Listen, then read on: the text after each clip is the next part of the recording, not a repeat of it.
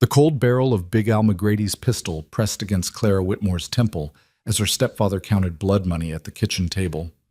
20 head of cattle, and she's yours, he said, not even looking at his stepdaughter. In that moment, Clara understood she wasn't a daughter, she was livestock to be sold. Tonight, she would either escape Red Rock forever or die trying. This is a story of survival, betrayal, and unexpected love in the unforgiving American frontier. Stay with me until the end, and comment your city below. I'd love to know how far this tale has traveled. The grandfather clock in the hallway struck 11 each chime, echoing through the Whitmore house like a funeral bell.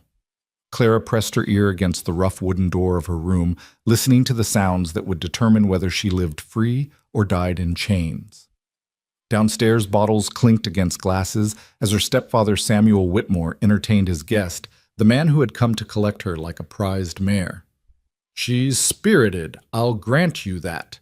Big Al McGrady's voice boomed through the floorboards, thick with whiskey and entitlement. "But I've broken wilder fillies. Give me 3 months, and she'll be as docile as a lamb." Clara's fingers trembled as she tied the last of her meager possessions into her mother's old carpet bag.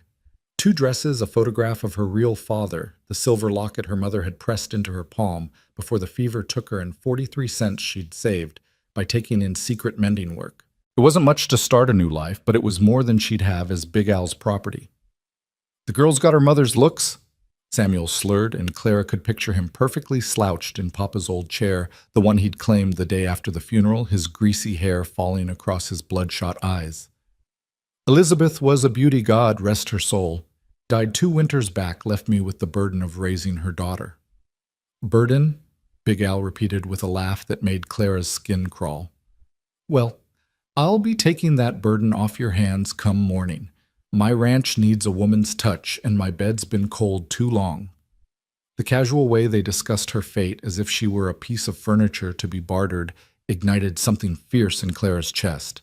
She thought of her mother, Elizabeth Whitmore, who had survived 20 years on the frontier, who had taught Clara to shoot, to ride, to read the weather in cloud formations. Her mother would have put a bullet in both men before letting them sell her daughter like chattel. Clara moved to the window, easing it open inch by careful inch.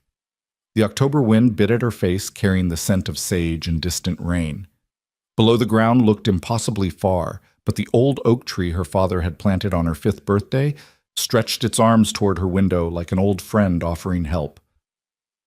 "What if she runs?" Samuel asked downstairs, and Clara froze. "Let her try," Big Al responded. "Where's a 19-year-old girl gonna go? Every town within 100 miles knows my brand. Anyone who helps her will answer to me. Besides, you've got her locked up tight, don't you?" "Course I do. Barred her door myself after supper." Clara almost laughed. Samuel had been so drunk he'd forgotten to actually secure the bar. It was still leaning against the hallway wall where he'd left it, another task abandoned in favor of the bottle. She pulled on her father's old riding coat, the only thing of his Samuel hadn't sold, and secured the carpetbag across her shoulders. The photograph of her parents on their wedding day went into the pocket closest to her heart. Then, with a whispered prayer to whoever might be listening, Clara swung her leg over the windowsill. The oak tree groaned under her weight, but held. She'd climbed this tree 1,000 times. As a child, knew every branch and foothold like the lines on her palm. But never in darkness, never with the stakes so high. Halfway down, her boot slipped on dew-slicked bark. For one heart-stopping moment, she dangled by her fingertips, the ground spinning below. "You're Elizabeth Whitmore's daughter," she whispered to herself, finding her foothold again. "You're made of stronger stuff than fear." When her boots finally touched earth, Clara didn't allow herself a moment of relief. The stable was 50 yards away, and every second counted. She crept through the shadows, grateful for the new moon that cloaked her movements in darkness. Her father's horse Apollo nickered softly as she approached. The paint stallion was the only valuable thing Samuel hadn't sold, probably because the horse had nearly killed him the one time he'd tried to ride it. But Apollo remembered Clara, remembered the sugar cubes and gentle words, the long rides across the desert, when her world had been whole. "Hey, boy," she whispered, running her hand along his neck. "Ready to run." She saddled him with practiced efficiency, her fingers finding buckles and straps by memory alone. From the storage room, she grabbed a canteen, a coil of rope, and after a moment's hesitation, her father's old Colt 45 from its hiding place behind the feed bags. The gun was heavy in her hands, heavier with the knowledge that she might have to use it. As she led Apollo from the stable, voices erupted from the house. "Where's my whiskey?" Big Al roared. "Samuel, you promised me the good stuff." "In the cellar," Samuel replied. "I'll fetch it." Clara's blood turned to ice. The cellar door was directly beside the stable. She swung onto Apollo's back, abandoning stealth for speed. The stallion, sensing her urgency, burst from the yard in a thunder of hooves, just as Samuel emerged from the house with a lantern. "The girl!" he shouted. "She's taking the horse!" Clara leaned low over Apollo's neck, urging him faster as shouts erupted behind her. A gunshot cracked through the night, the bullet whistling past her ear. Then another and another. But Apollo was already stretching into his full gallop, eating up the ground with powerful strides. "Ride, boy," Clara whispered into the wind. "Ride like the devil himself is chasing us." Because, in a way, he was. The town of Red Rock disappeared behind them, swallowed by darkness and distance. Clara didn't look back. There was nothing there for her now except chains and compromised bruises and brutal ownership. Ahead lay the desert, vast and unforgiving, but also free. And freedom, even with all its dangers, was better than the certain doom that waited in Big Al McGrady's house. As the hours passed and the adrenaline faded, the reality of her situation began to sink in. She was alone in the New Mexico desert with limited supplies, no clear destination, and some of the most dangerous men in the territory hunting her. The October night was cold enough to see her breath, and come daylight the sun would be merciless. But Clara had made her choice. She thought of her mother's last words, "Promise me, Clara, promise you'll never let anyone break your spirit." "I promise, Mama," Clara whispered to the stars. Dawn came slowly, painting the desert in shades of rose and gold. Clara had put perhaps 20 miles between herself and Red Rock, following an old Apache trail her father had shown her years ago. Apollo was lathered with sweat, his breathing heavy. They needed water rest and a plan. She found a small canyon with a trickle of spring water and some shade from a cluster of cottonwoods. As Apollo drank, Clara took stock of her situation. The canteen was already half empty. She had no food. The territory stretched endlessly in all directions, beautiful and deadly. "What have I done?" she asked the morning sky. But even as doubt crept in, she knew the answer. She had chosen. For the first time in her life, she had made a choice that was entirely her own. It might lead to death, but at least it would be her death on her terms.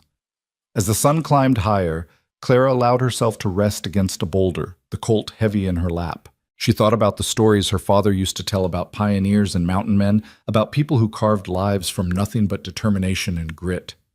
"You come from strong stock," he'd said. "Never forget that." A sound made her freeze horses approaching from the east. Multiple horses.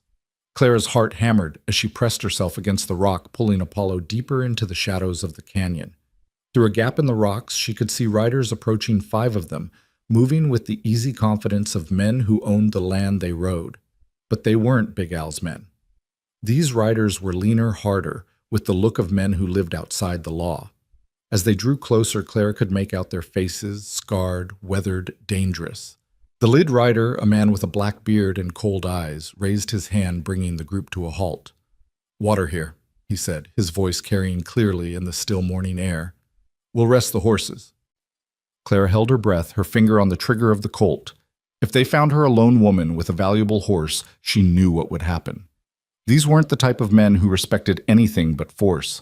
Apollo, stressed and tired, chose that moment to shift his weight, his hoof striking stone with a clear, ringing sound. The black-bearded man's head snapped toward their hiding spot. "Someone's here," he said quietly, drawing his gun with practiced ease. "Come on out nice and slow. We ain't looking for trouble, but we'll surely give it if needed." Clara's mind raced. She couldn't outrun them, not with Apollo exhausted. She couldn't outfight 5 armed men. But maybe, just maybe, she could outthink them. "I'm coming out," she called, making her voice as steady as she could manage. "I'm armed, but I don't want to fight." She emerged slowly, the Colt visible but not raised Apollo's reins in her other hand. The 5 men stared at her with surprise that quickly shifted to something more predatory. "Well, well," the leader said, a grin spreading across his face. "What's a pretty little thing like you doing out here all alone? Heading to Tucson, Clara lied smoothly. My husband's waiting for me there. He's a marshal. The men exchanged glances, clearly skeptical. A marshal's wife riding alone through Apache country. The leader dismounted, moving closer. That's a strange story, miss. Not miss, Clara said firmly. Mrs. Carver. Mrs. Luke Carver. She didn't know where the name came from, but something about it made the men pause. The leader's eyes narrowed. Luke Carver. The Luke Carver. Clara had no idea who Luke Carver was, but she nodded anyway. That's right. Boss, one of the other men said nervously. If she's really Carver's woman. Shut up, the leader snapped, but Clara could see uncertainty in his eyes now. Whoever Luke Carver was, his name carried weight even among outlaws. My husband will be looking for me, Clara continued, pressing her advantage. He expected me yesterday. By now, he's probably got half the territory out searching. The leader studied her for a long moment. You got any proof you're who you say you are? Clara's mind raced. Then with steady hands, she pulled out the photograph of her parents. This was our wedding day, she said, handing it over. The man barely glanced at it. A young couple from 20 years ago could have been anyone, but the confidence in Clara's voice, the steadiness of her gaze sold the lie. All right, Mrs. Carver, he said finally, handing back the photograph. We'll be on our way, but a word of advice next time, wait for your husband's escort. These are dangerous lands for a woman alone. As the outlaws mounted up and rode away, Clara's knees nearly buckled with relief. But she'd learned something valuable in this lawless land. Sometimes a name could be more powerful than a gun. She waited until the riders were completely out of sight before collapsing against Apollo's side, her whole body shaking. We did it, boy, she whispered.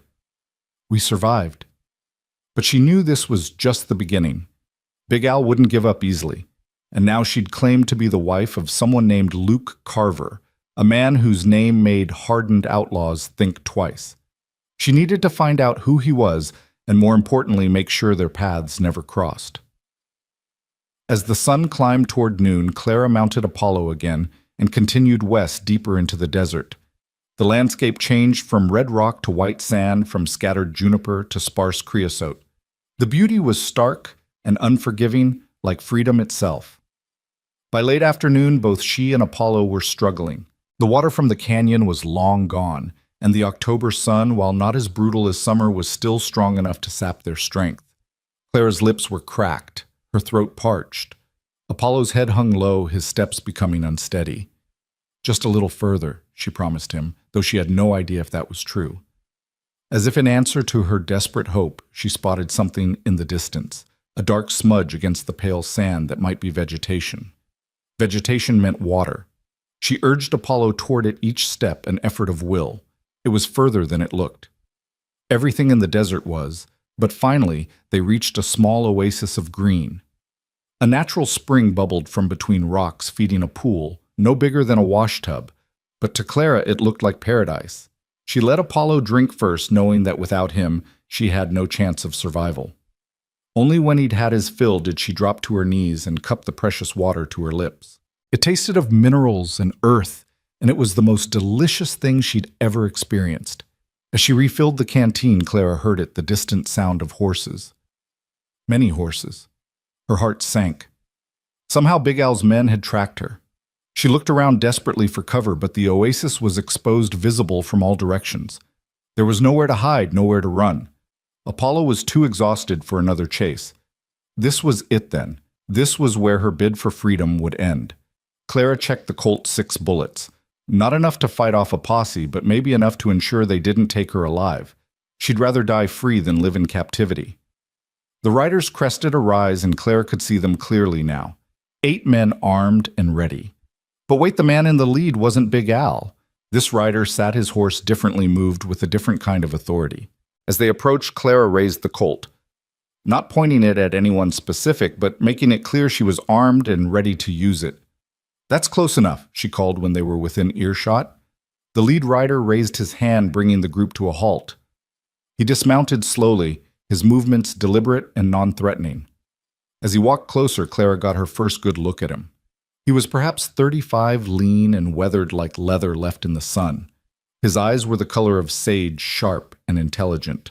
There was something in the way he moved, controlled dangerous, but not cruel. This was a man who had seen violence and chosen to walk away from it, though it still clung to him like a shadow. "Ma'am," he said, touching the brim of his hat, "I'm not here to hurt you." "Funny thing for a man to say when he's brought 7 armed friends," Claire replied, keeping the gun steady. A ghost of a smile crossed his face. "Fair point. Name's Luke Carver. I'm looking for my wife." Clara's blood turned to ice. Of all the names she could have chosen, all the lies she could have told, she'd picked his. The real Luke Carver stood before her, and behind him were 7 men who knew she was a fraud. "I don't know what you mean," she said, but her voice shook. Luke Carver studied her with those sage green eyes. "Word travels fast in the desert, ma'am. 5 outlaws rode into Culverson this morning, spooked as hell, saying they'd met Mrs. Luke Carver on the trail. Thing is, I've never been married." Clara's mind raced looking for another lie, another escape, but found nothing. She was trapped. "Now," Luke continued, his voice gentle but firm, "those outlaws Amos Pike's gang, they're bad men, the kind who would have hurt you if they hadn't been afraid of me. So I figure you must have been in a pretty desperate situation to use my name. Question is, what kind of trouble are you running from that's worse than facing down Pike's gang alone?" Before Clara could answer, dust appeared on the eastern horizon. Another group of riders moving fast. Luke turned to look, then back at Clara. "Let me guess. Those would be the men you're running from." Clara knotted her throat too tight for words. Luke Carver made a decision that would change both their lives. "Then I suppose you'd better come with us, Mrs. Carver," he said, emphasizing the last 2 words. "After all, can't have my wife standing out here alone when trouble comes calling." Clara stared at him in shock. "Why would you?" "Because any woman brave enough to face down Amos Pike's gang with nothing but grit and a clever lie deserves a chance," he said. "And because I've got a feeling that whoever's chasing you needs to be stopped. Mount up. We ride for Culverson." One of Luke's men, a grizzled older cowboy, rode forward leading an extra horse. "For the lady boss." Clara looked at the approaching dust cloud, then at Luke Carver's steady gaze. She was trading one uncertain situation for another, but something in this man's eyes told her she could trust him, at least for now. She mounted the fresh horse, Apollo's reins tied to her saddle. As they rode out, Luke fell in beside her. "We'll need to make your story true enough to stick," he said quietly. "When we get to town, you are my wife. We were married last month in Silver City. You were traveling to meet me when you got separated from your escort. Understood?" "Why are you helping me?" Clara asked. Luke was quiet for a moment, his eyes on the horizon. "Maybe because I know what it's like to run from something. Maybe because I've seen too many women hurt by men who think they own them. Or maybe because anyone who can bluff Amos Pike deserves a second chance." They rode hard for an hour, the pursuing riders falling behind, but never giving up completely. As they crested a ridge, the town of Culverson appeared below, a rough collection of buildings clinging to existence in the harsh landscape. "Listen carefully," Luke said as they approached the town. "Culverson is my territory. The sheriff is a friend, the judge owes me favors, and most folks here respect me or fear me enough not to ask too many questions. But if those men chasing you have legal claim—" "They don't," Clara interrupted. "My stepfather tried to sell me to a man named Big Al McGrady, like I was property, like I was cattle." Luke's jaw tightened. "Big Al McGrady from Red Rock. You know him, know of him. He's killed 3 wives already, all of them dying of accidents once he got tired of them." Luke's voice was cold as winter stone. "Your stepfather tried to sell you to that monster." Clara nodded, unable to speak past the lump in her throat. "Then we make our stand here," Luke declared.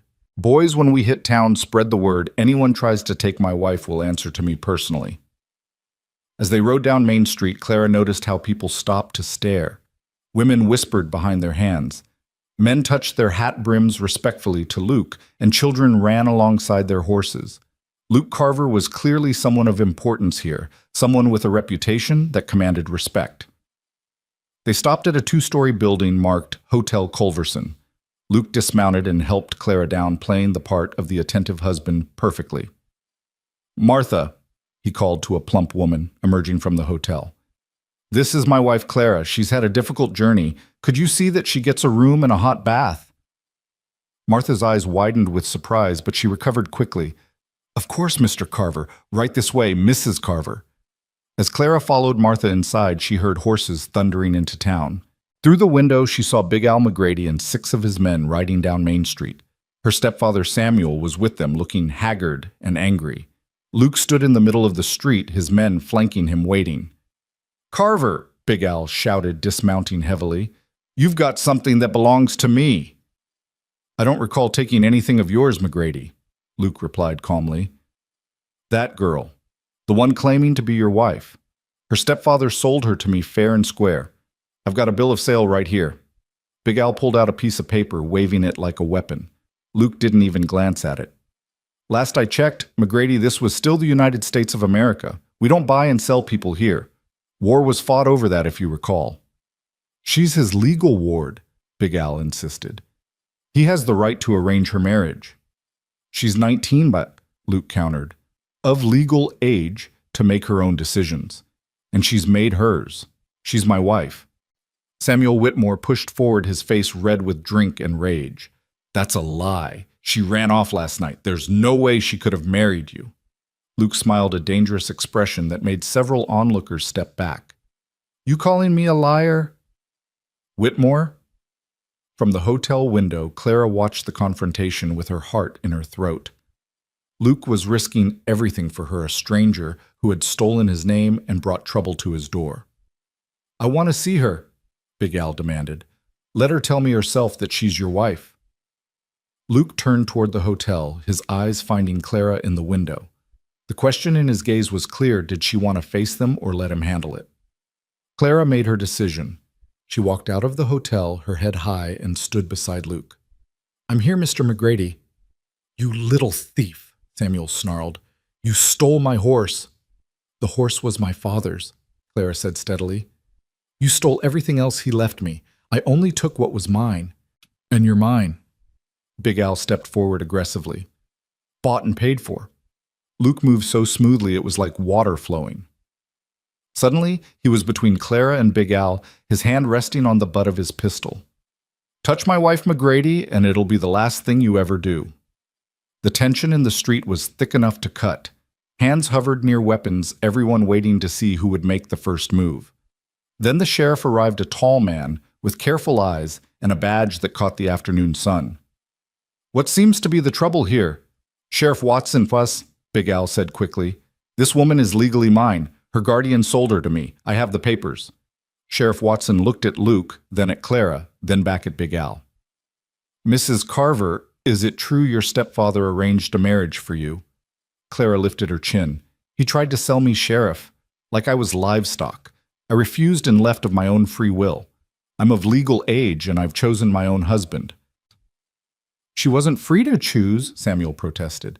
"She was under my protection." "Protection." Clara's voice rose with years of suppressed anger. "You drank away everything my father built. You hit my mother when she tried to stop you. After she died, you tried to come into my room at night until I started barring the door. That's your idea of protection." The crowd that had gathered murmured at this revelation. Several women looked at Samuel with disgust. "Sounds to me like the lady made a sensible choice," Sheriff Watson said. "And unless you can prove she's not of legal age or that she's been coerced by Mr. Carver here, I don't see that you have any claim on her." "This isn't over." Big Al growled, his face dark with rage. "You can't just steal what's mine, Carver." "I haven't stolen anything," Luke replied calmly. "But you try to take my wife, and I'll show you what stealing really costs." For a moment, violence seemed inevitable. Then Big Al seemed to remember where he was in Luke Carver's town, surrounded by Luke Carver's men facing Luke Carver himself. The odds were not in his favor. "Come on," he said to his men. "We're leaving, but this isn't finished." As they mounted up and rode out, Samuel turned back to Clara. "You're no daughter of mine," he spat. "Your mother would be ashamed." "My mother would have shot you herself if she'd lived to see what you became," Clara replied quietly. When the dust settled and the crowd dispersed, Clara found herself alone with Luke in front of the hotel. The weight of everything that had happened, the escape, the fear, the confrontation suddenly crashed over her, and she swayed on her feet.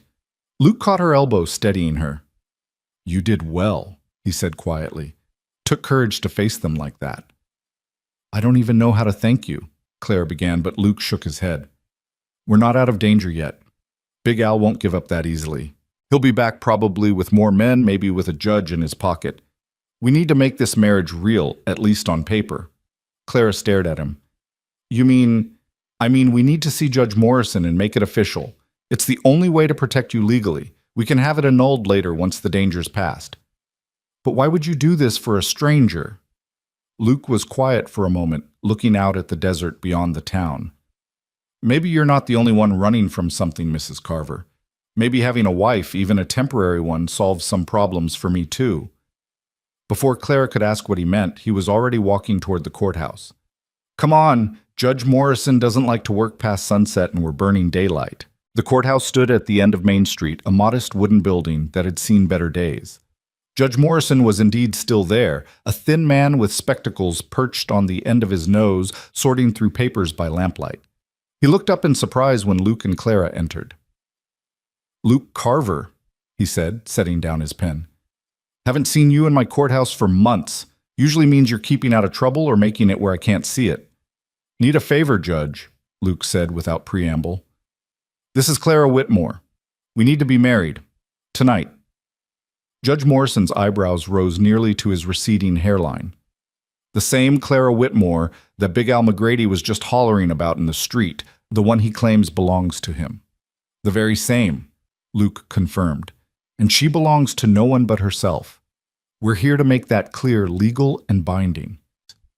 The judge studied them both, his sharp eyes taking in Clara's dusty clothes, her exhausted face, the way she stood close to Luke but not quite touching.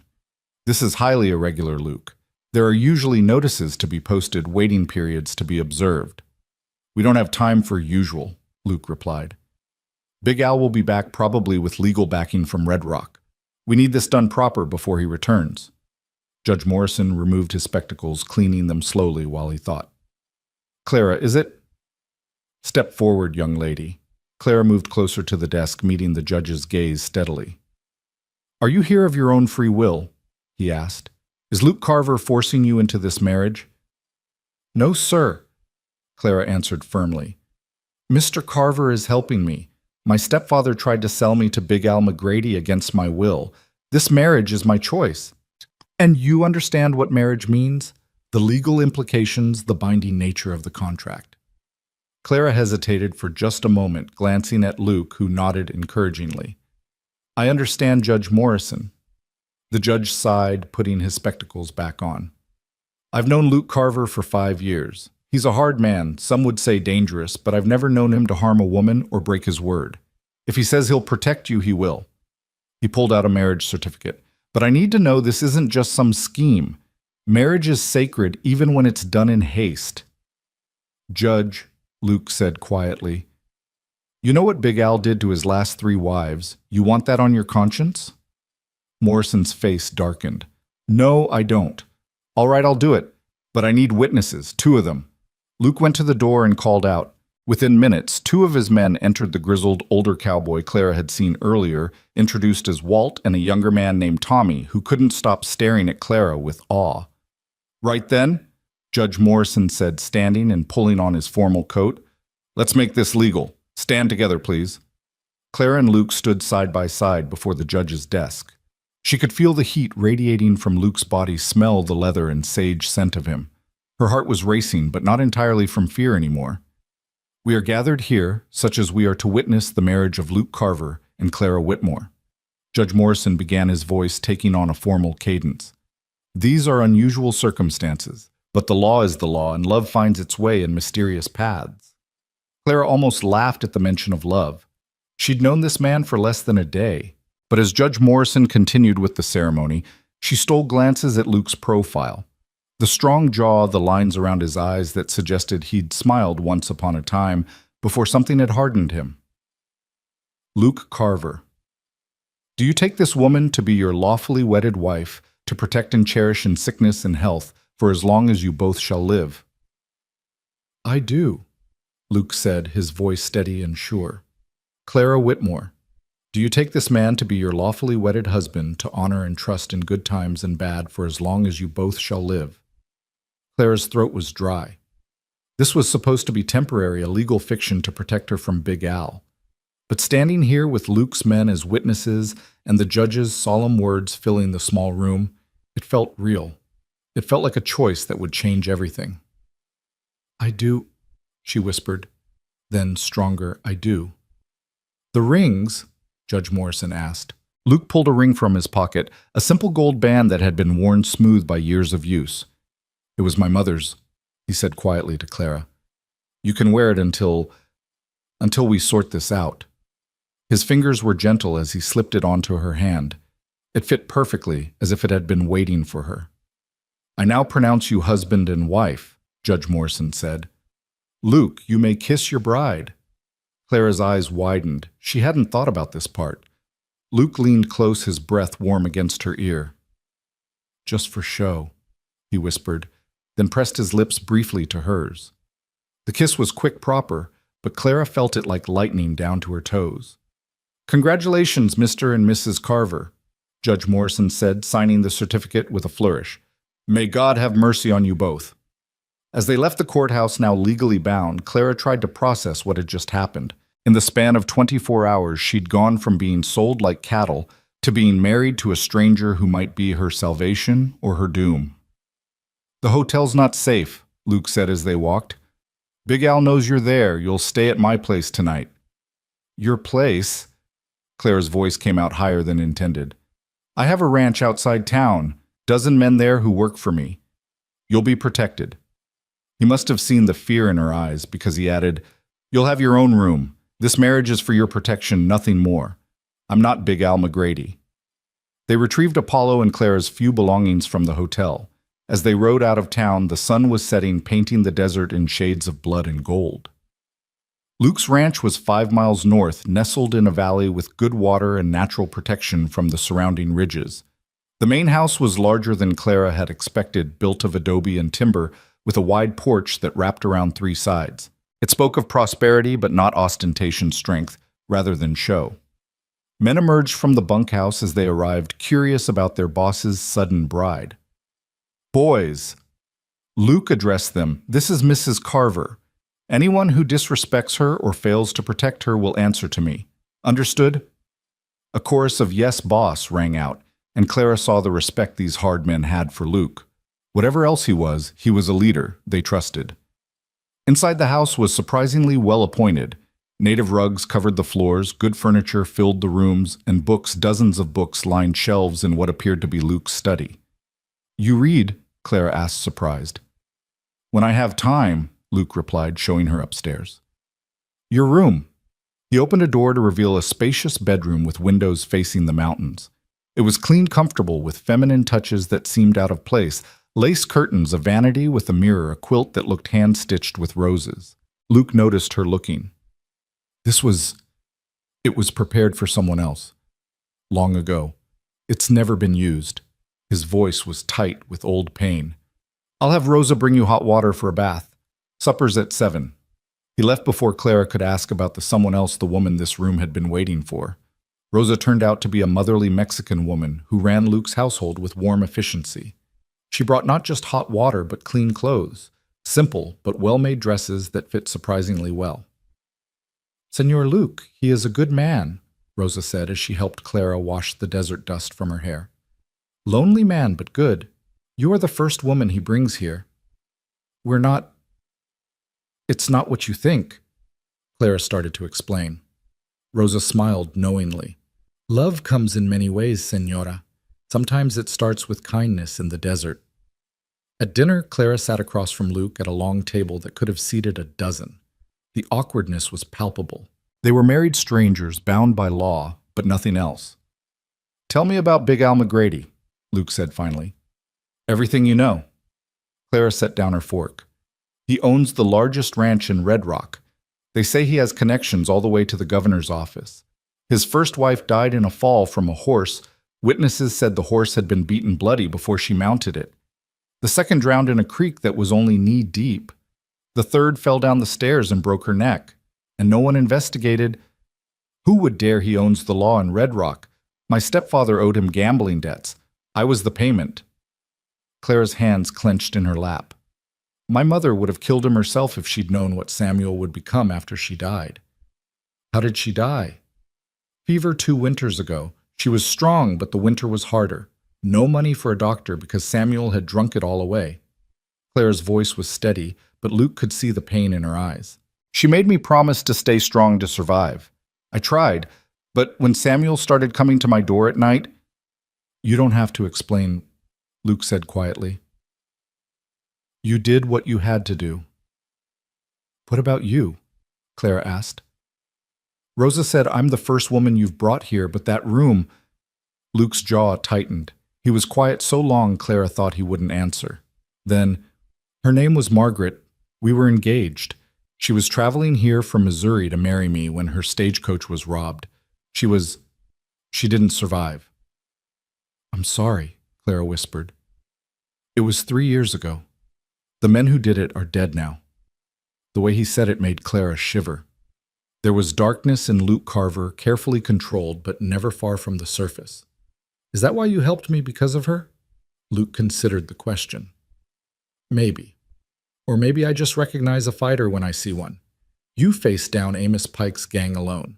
That takes courage most men don't have. Or desperation, Clara countered. Sometimes they're the same thing. After dinner, Luke showed her around the house, explaining the routines, introducing her to the hands who would be on guard through the night. She was a stranger in his world, but he was making space for her in it carefully, deliberately. I should teach you to shoot properly, sir, he said as they stood on the porch, looking out at the star-filled sky. That Colt you were carrying, do you know how to use it? My father taught me the basics. I can hit what I aim at most of the time.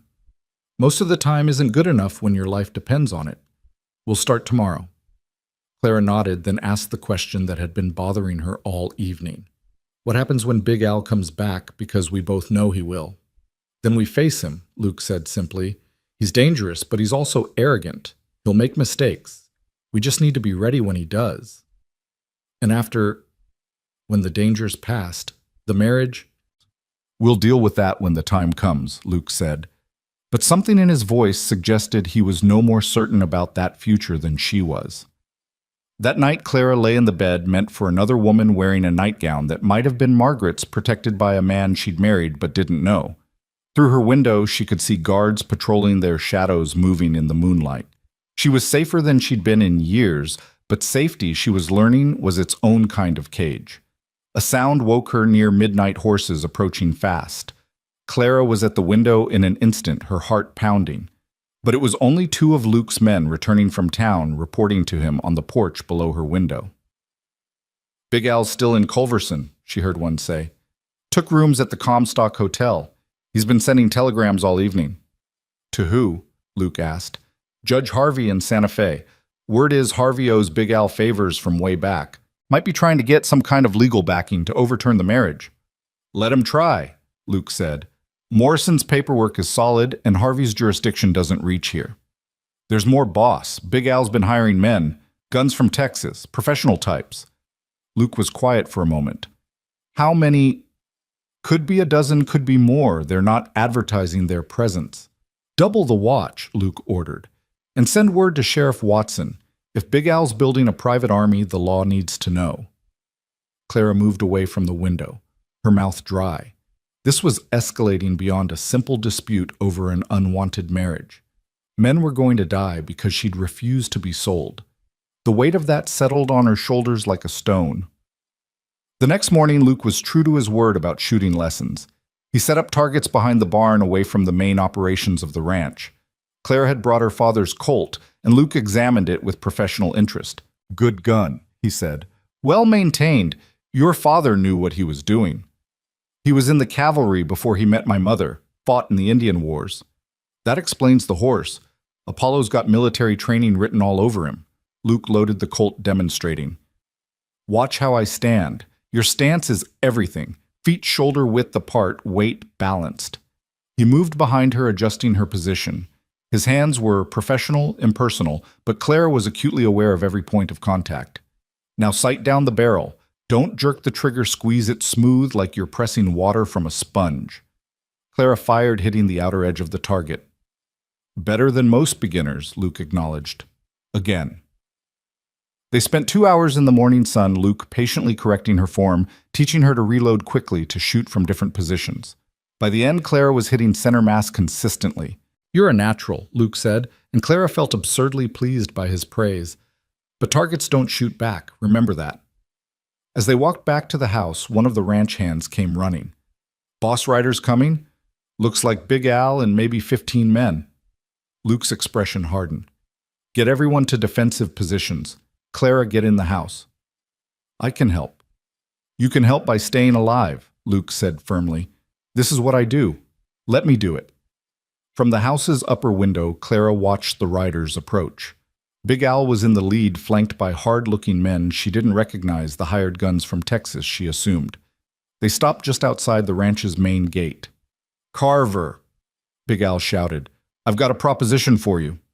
Luke walked out alone, though Clara could see his men positioned strategically around the property, rifles ready. I'm listening, McGrady.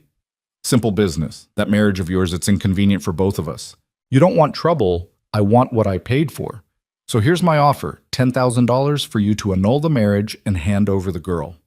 Clara gasped. $10,000 was more money than most men saw in a lifetime. Not interested, Luke replied without hesitation. 20,000, Big Al countered. McGrady, you could offer me all the gold in California and my answer would be the same. The lady is my wife. That's the end of it. You're making a mistake, Carver. I've got friends in high places. I can make life very difficult for you. You're welcome to try, Luke said calmly. But remember, I've got friends too, and unlike yours, mine don't care about money or politics. They care about loyalty. You come at me, you better come correct. Big Al's face was purple with rage. This isn't over. That girl cost me cattle and reputation. One way or another, I'll collect what I'm owed. The only thing you're owed is a bullet if you threaten my wife again, Luke said, his voice deadly quiet. Now get off my land before I forget my manners. For a tense moment, violence seemed inevitable. Hands hovered over weapons, horses shifted nervously. Then Big Al wheeled his mount around. Move out, he barked to his men. As they rode away, Clara saw him lean over to speak to one of the hired guns, a cold-faced man with dead eyes. Whatever he said made the gunman smile, and it wasn't a pleasant expression. Luke returned to the house, finding Clara in the study. Pack what you need, he said without preamble. We're leaving. Leaving? But this is your home. And Big Al knows exactly where it is. Those men he's hired, I recognize some of them. They're not above burning the place down with us in it. Luke pulled down a saddlebag, filling it with ammunition. I've got a place in the mountains, harder to reach, easier to defend. We'll wait there until this plays out. What about your men, the ranch? Walt will manage things here. Most of the hands will come with us. The others will make sure the ranch keeps running. He paused, looking at her. I'm sorry, Clara. You traded one prison for another. No, Clara said firmly.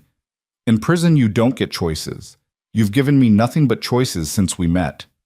Luke studied her for a moment, something unreadable in his eyes. Get ready. We ride in an hour. The mountain retreat was a full day's ride through rough country. The trail was barely visible, winding through narrow canyons and across streams swollen with early snowmelt. Clara had thought herself a good rider, but keeping up with Luke and his men tested every skill she had. As they climbed higher, the air grew thin and cold. The desert gave way to pine forest, and the pine forest to bare rock and stubborn juniper. Finally, as the sun was setting, they reached their destination. A cluster of cabins built into the side of a cliff, virtually invisible until you were right on top of them. Welcome to the hideout, Walt said with a grin. Luke built this place after Margaret died. Figured a man in his line of work needed a bolt hole. Your line of work? Clara asked Luke. I wasn't always a rancher, say, Luke said shortly, dismounting. Come on, I'll show you your quarters. The cabins were surprisingly comfortable, built with defense in mind, but not sacrificing livability. Clara's room had a window that looked out over the valley below. Anyone approaching would be visible for miles. We could hold off an army from here, she observed. That's the idea, Luke confirmed. The question is whether Big Al is angry enough to become that army. Over the next 3 days, they settled into a strange routine. Luke continued Clara's shooting lessons, adding rifle work to her training. She helped with the cooking learning from Rosa, who had come with them. In the evenings, she and Luke would sit by the fire, not talking much, but growing comfortable with each other's silence. On the 4th day, Tommy rode in with news from town. Big Al's been busy, boss. He's got Judge Harvey coming from Santa Fe to review the marriage. Claims it's fraudulent that Clara was coerced. Harvey has no authority here, Luke said. Maybe not, but Big Al's also been spreading money around. Some of the town council are starting to ask questions about whether Sheriff Watson is doing his job. There's talk of bringing in a federal marshal to investigate. Luke's expression darkened. He's trying to make this bigger than it is. Force the law to pick a side. There's more, Tommy continued reluctantly. Big Al's been asking around about Margaret, about what happened to her. Luke went very still. Clara had never seen him truly angry before, but now she understood why men feared him. The temperature in the room seemed to drop 10 degrees. What's he playing at? Walt asked. He's trying to find leverage, Luke said, his voice controlled but tight. Something to use against me. He turned to Clara. This is going to get worse before it gets better. You should know that. I'm not going anywhere, Clara said quietly. That night, Clara couldn't sleep. She wandered out onto the cabin's small porch, finding Luke already there, staring out at the stars. Tell me about Margaret, she said softly, sitting beside him. Luke was quiet for so long she thought he wouldn't answer. Then, she was everything I wasn't. Gentle, educated, refined. Her father was a judge in Missouri. She could have married anyone, but she chose me. His voice was thick with memory. I was trying to go legitimate, leave my past behind. The ranch was going to be our fresh start. What was your past? Clara asked, though she thought she could guess. I was a gun for hire. Not proud of it, but not ashamed either. I had rules: no women, no children, only men who deserved it. Made good money, made enemies too. He paused. The men who killed Margaret weren't robbers. They were hunting me. She died because of who I was. Clara reached over and took his hand. It was the first time she'd touched him voluntarily since their brief kiss at the wedding. His hand was callous strong, and after a moment his fingers intertwined with hers. You didn't kill her, Clara said. They did. I hunted them down, Luke said quietly. All 6 of them. Took me 3 months. When I was done, I swore I'd never pick up a gun in anger again. He laughed bitterly. Now, here I am ready to fight a war over another woman who deserves better. I'm not Margaret, Clara said. I'm not gentle or refined. I'm a fighter like you said, and I made my choice. Luke turned to look at her, moonlight illuminating his weathered face. Why? Really, why trust me? You don't know me. Clara thought about it. My mother used to say you could tell everything about a man by how he treated those weaker than himself. You could have taken Big Al's money. You could have turned me over and walked away rich. Instead, you're here protecting a stranger, risking everything you've built. She squeezed his hand. That tells me all I need to know. They sat in comfortable silence, hands linked, watching the stars wheel overhead. Neither of them acknowledged the growing connection between them, the way comfort was shifting towards something deeper. The next morning brought trouble with the dawn. One of the sentries spotted riders in the valley, too many to count, moving in formation toward their position. It's an army, Walt said grimly, lowering his field glasses. Maybe 30 men. Big Al's in the lead, and I see uniforms. He's brought federal marshals. How? Luke demanded. Tommy came running from his lookout position. Boss, there's more coming up the back trail. Another dozen at least. They were surrounded. Luke gathered his men quickly. Listen up. We're outnumbered 4-1. Anyone wants to leave, now's the time. No shame in it. Not a man moved. All right then, Luke said. Walt, take 5 men and cover the back trail. Tommy, get Clara to the stronghold, that fortified position we built into the cliff. The rest of you defensive positions. We don't shoot unless they shoot first. We're not outlaws here. I'm staying with you, Clara protested. No, Luke said firmly. Then softer. Please, Clara. I can't protect you and fight them at the same time.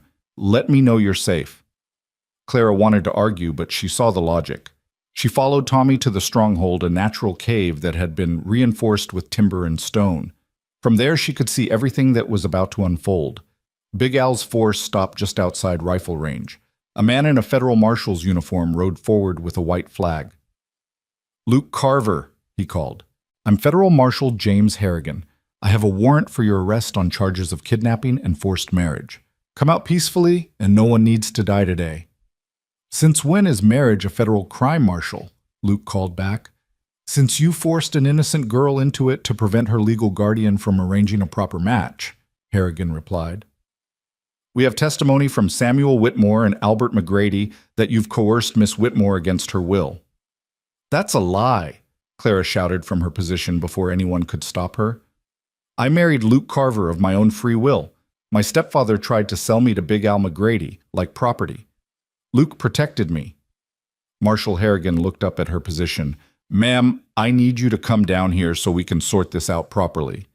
"Don't you move," Luke ordered Clara, then addressed the marshal. "You want to sort this out. Show me your warrant. Show me what judge signed it and on what evidence."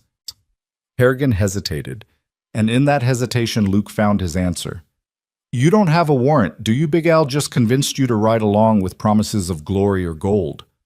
"I have a witness who says you murdered 6 men 3 years ago," Harrigan said, changing tactics. "That's federal jurisdiction if they crossed state lines."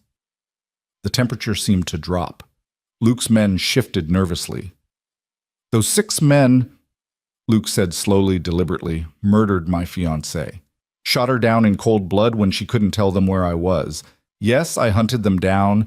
Yes, I killed them. And I'd do it again. If that's what you want to arrest me for, Marshal, then you'd better be prepared to go through my men to do it." The standoff stretched taut. Clara could see fingers hovering over triggers, men preparing for violence. Then another voice rang out. "That's enough of this nonsense." Everyone turned to see Sheriff Watson riding up with a posse of his own townspeople from Culverson, including Judge Morrison and several members of the town council. "Marshal Harrigan," Sheriff Watson said, "I've been investigating your credentials. Turns out you were stripped of your badge 2 months ago for taking bribes. You're no more a federal marshal than I'm the president." Harrigan's face went white. "That's not—" "I've got the telegram from the U.S. Marshal Service right here." Watson continued, pulling out a paper. "You're impersonating a federal officer, which is a crime.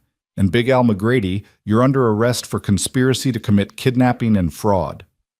Big Al's face contorted with rage. "You can't arrest me. I own half of Red Rock." "This isn't Red Rock," Judge Morrison said, riding forward. "This is my jurisdiction, and I've reviewed all the evidence. The marriage between Luke and Clara Carver is legal and binding. Any attempt to dissolve it by force is a crime." For a moment, the situation balanced on a knife's edge. Then Big Al made his fatal mistake. His hand went for his gun, whether to shoot Luke, Clara, or the sheriff, no one would ever know. He cleared leather, but Luke was faster. A single shot rang out, and Big Al McGrady tumbled from his horse, a hole in his chest. "Anyone else?" Luke asked quietly, his smoking gun still in his hand. The hired guns looked at their dead employer, calculated their odds, and began backing away. Without Big Al's money, there was no reason to fight. "Smart choice," Sheriff Watson said. "Now get out of my county, all of you." As the mercenaries scattered, Samuel Whitmore spurred his horse forward. "You killed him," he screamed at Luke. "You murdered him." "He drew first," Watson said calmly.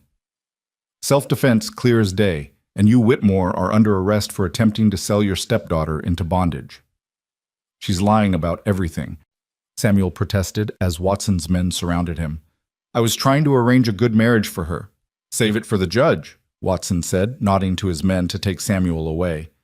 Clara climbed down from the stronghold, making her way to Luke. He stood over Big Al's body, his face unreadable. "You all right?" she asked softly. "I broke my promise," Luke said. "Swore I'd never kill in anger again." "That wasn't anger," Clara said. "That was protection. There's a difference." Judge Morrison approached them.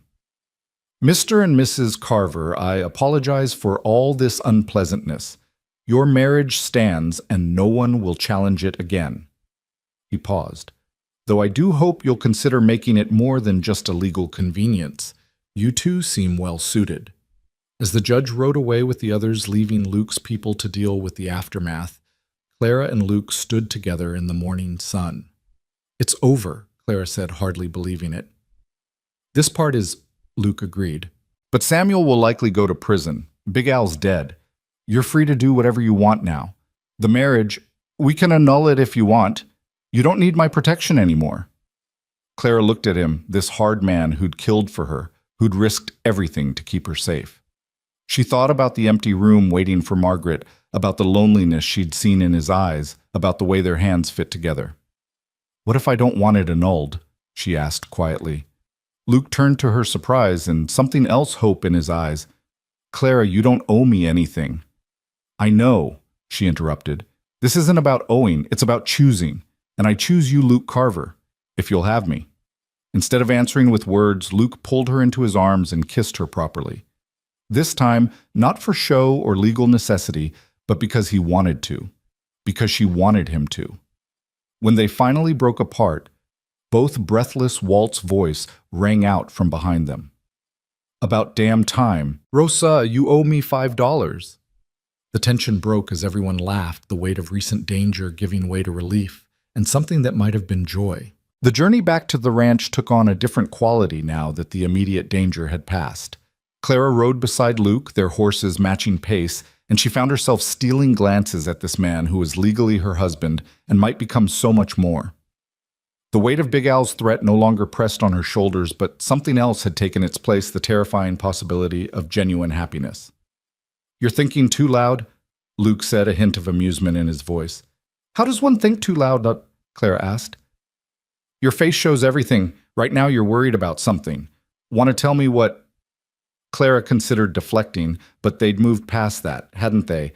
"I was thinking that I know how to run from danger, how to fight for survival, but I don't know how to be married, how to be a wife, especially to someone like you." "Someone like me?" Luke's eyebrow raised. "Someone who's seen so much, done so much. I'm just a girl from Red Rock who can barely shoot straight." Luke pulled his horse to a stop, and Clara did the same. He looked at her with those sage green eyes that seemed to see straight through her. "You're the woman who faced down Amos Pike's gang with nothing but cleverness and courage. You stood up to Big Al McGrady when most would have cowered. You chose freedom over safety, and when that freedom came with a price, you didn't flinch." He reached across the space between their horses and took her hand. "Don't sell yourself short, Clara. You're exactly the kind of woman who could handle someone like me." Before Clara could respond, Walt rode up from the rear guard. "Boss, we've got company coming. Single rider moving fast from the south." Luke's hand went to his gun, old habits dying hard. "Can you make out who—" "Too far yet, but they're riding like the devil's after them." They waited, tension creeping back into the group until the rider was close enough to identify. It was Tommy, who was supposed to be watching the ranch. "Boss?" Tommy called out, his horse lathered with sweat. "Thank God I found you. We've got trouble at the ranch." "What kind of trouble?" Luke demanded. "Big Al's men, the ones who ran off, they didn't all leave the county. About a dozen of them hit the ranch at dawn. We held them off, but they set fire to the barn before we drove them away. Lost most of the winter feed and 2 horses. Luke's face darkened.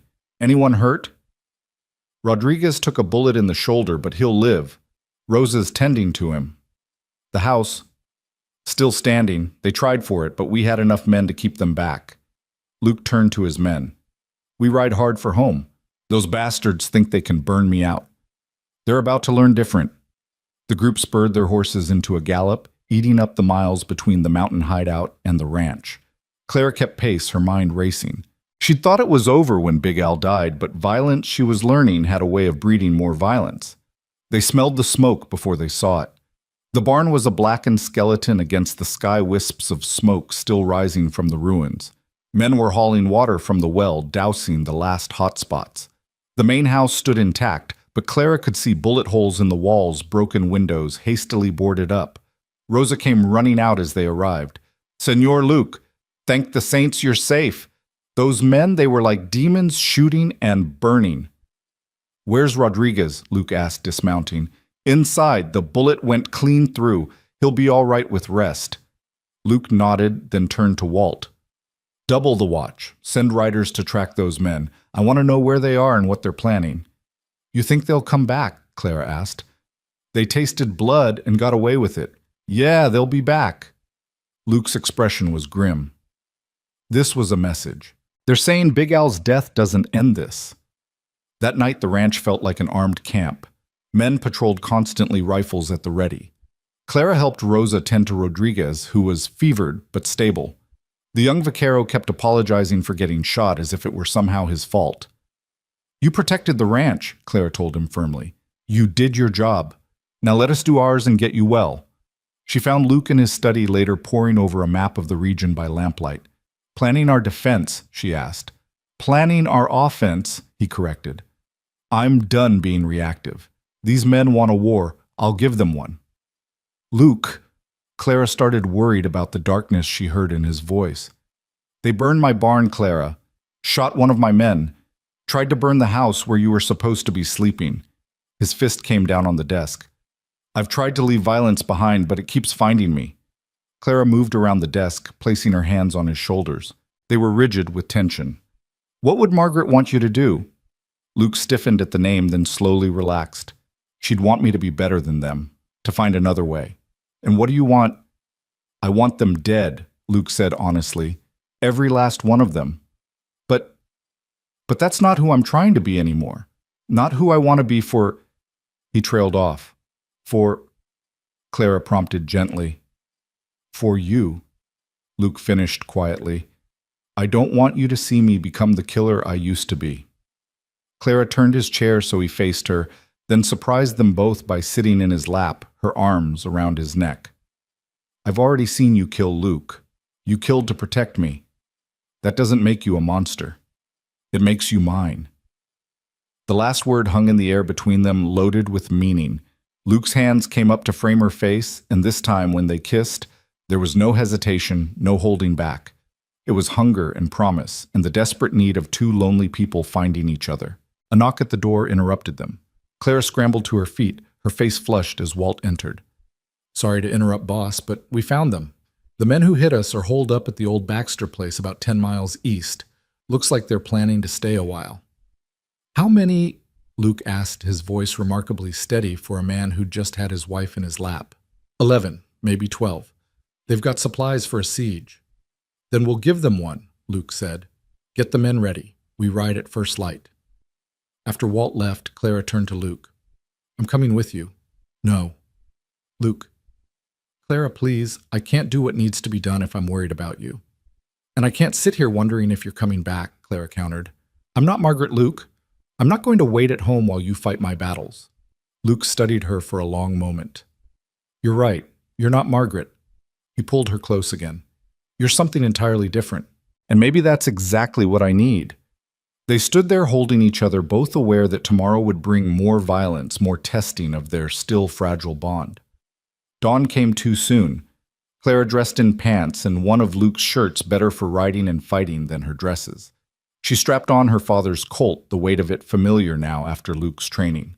When she came downstairs, Luke was waiting with a rifle. If you're coming, you're doing this right, he said. You stay back, you follow orders, and if I tell you to run, you run. Understood. Understood. Clara agreed, though they both knew she'd never abandon him. They rode out with 15 men, leaving enough behind to defend the ranch if this was a trap. The Baxter place was an abandoned homestead, the family driven off by Apache raids years ago. It was a good defensive position, solid adobe walls, clear fields of fire, a well for water. Luke studied it through field glasses from a ridge above. They fortified it. This won't be easy. We could wait them out, Walt suggested, starve them into surrender. That could take weeks, and who knows what other mischief they might plan in that time. Luke lowered the glasses. No. We need to end this now. He divided his men into 3 groups. One would provide covering fire from the ridge, another would circle around to cut off escape, and the third, led by Luke himself, would make the direct assault. Clara, you stay with the covering fire group, Luke ordered. She wanted to protest but saw the wisdom in it. Her rifle skills were good enough now to be useful at a distance. As Luke's assault group moved into position, Clara found herself holding her breath. The morning sun was climbing, casting long shadows across the desert. Everything seemed preternaturally quiet, as if the land itself was waiting. The attack began with Walt's group opening fire from the ridge, their rifles cracking in sequence. The outlaws returned fire from the windows of the Baxter place, and suddenly the air was full of lead and gun smoke. Luke's group rushed forward using what cover they could find: rocks, scraggly trees, old fence posts. Clara watched through the rifle scope as Luke moved with deadly grace, advancing steadily despite the bullets whining around him. Then she saw it, an outlaw drawing a bead on Luke from a side window he couldn't see. Without thinking, Clara squeezed the trigger. The rifle kicked against her shoulder, and the outlaw spun away from the window, his shot going wild. "Good shooting, Mrs. Carver," one of the men beside her said. Clara didn't have time to respond. The battle was intensifying. Luke's group had reached the walls of the house, and now it was close quarters fighting. She saw Luke kick in a door and disappear inside, and her heart climbed into her throat. The gunfire from inside the house was muffled but intense. Clara could only imagine what was happening in those close confines, men fighting room-to-room death, lurking around every corner. Then, as suddenly as it had begun, the shooting stopped. Smoke drifted from the windows, and for a terrible moment, Clara didn't know who had won. Luke appeared in the doorway, his shirt torn, a cut on his cheek but alive. He raised his hand in victory, and Clara felt her knees go weak with relief. The fight was over. 8 outlaws were dead, 3 wounded and captured. Luke had lost 1 man with 3 more wounded. It was a victory, but it tasted of ash. As they dealt with the aftermath, tending wounds, securing prisoners, gathering weapons, Clara found Luke standing apart, staring at the desert. "You saved my life," he said without turning. "That shot from the ridge. I never saw him." "We're even then," Clara said. "You've saved mine more than once." Luke turned to her, and she saw the weight he carried, the toll that returning to violence had taken. "I thought I was done with this. The killing, the blood. I thought I could be a rancher, live a quiet life." "You can," Clara insisted. "This was just what another exception, another reason to pick up the gun." Luke shook his head. "Maybe some men can't escape what they are." Clara grabbed his arm, forcing him to look at her. "You're not just a killer, Luke. You're a protector. There's a difference." "Is there dead is dead, Clara." "Yes, there is. Those men came to burn and pillage and kill. You stopped them. You protected your people, your home, our home." She emphasized the last words. Luke pulled her against him, holding her tight. "Our home," he repeated quietly. "I like the sound of that." They returned to the ranch to find unexpected visitors, Judge Morrison and Sheriff Watson, along with a well-dressed stranger. "Mr. Carver," the judge said, "this is Mr. Harrison from the Territorial Governor's office. He's here about the recent troubles." Harrison was a thin man with sharp eyes that missed nothing. "Mr. Carver, I've been sent to investigate the deaths of Albert McGrady and the subsequent violence. There are concerns in Santa Fe about a range war developing. The only war was started by McGrady and continued by his hired guns," Luke said evenly.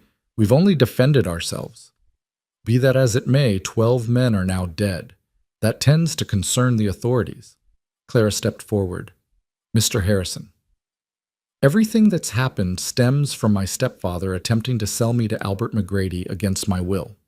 Mr. Carver protected me, married me to ensure my safety, and has been defending us against continued attacks.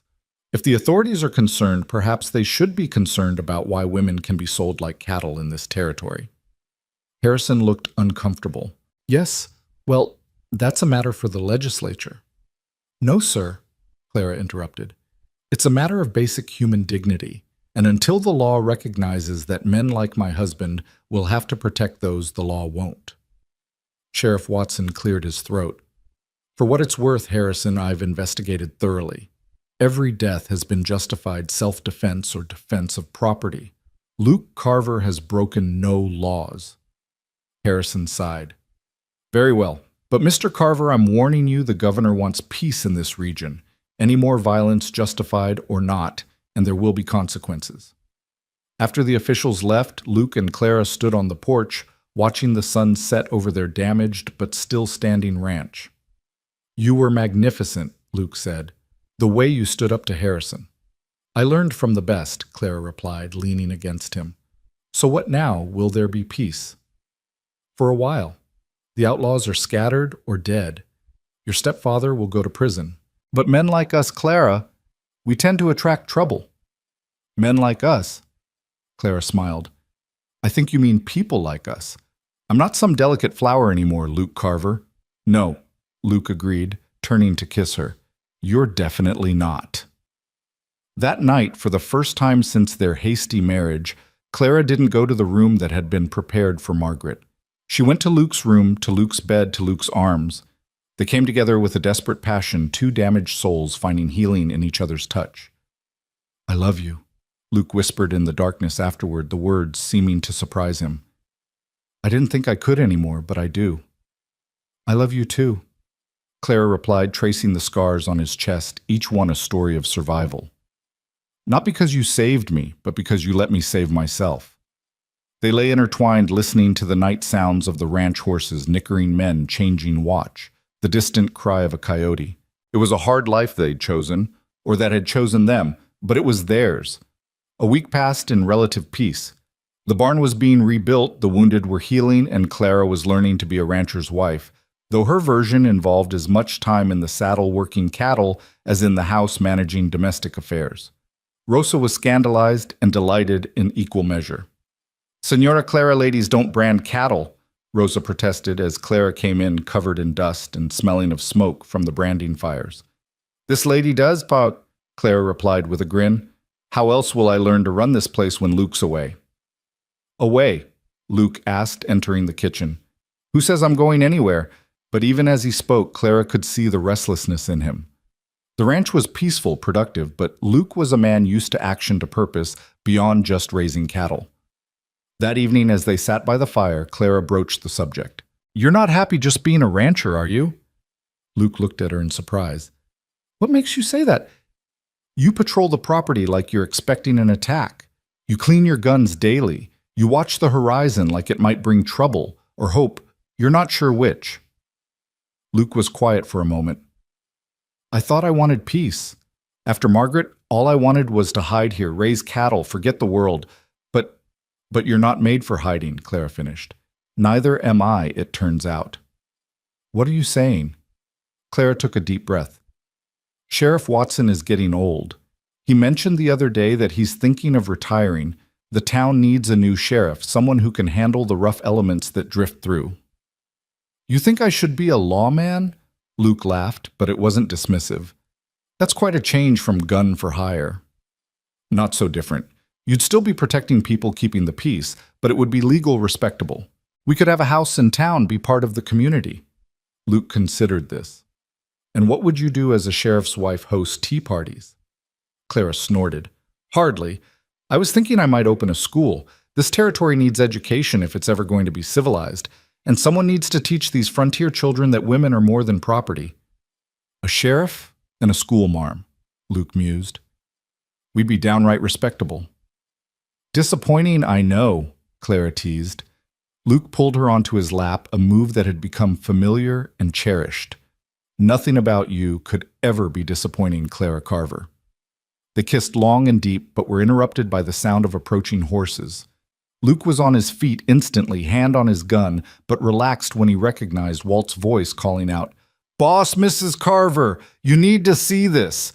They rushed outside to find Walt and Tommy supporting a wounded man between them. Clara gasped when she recognized him.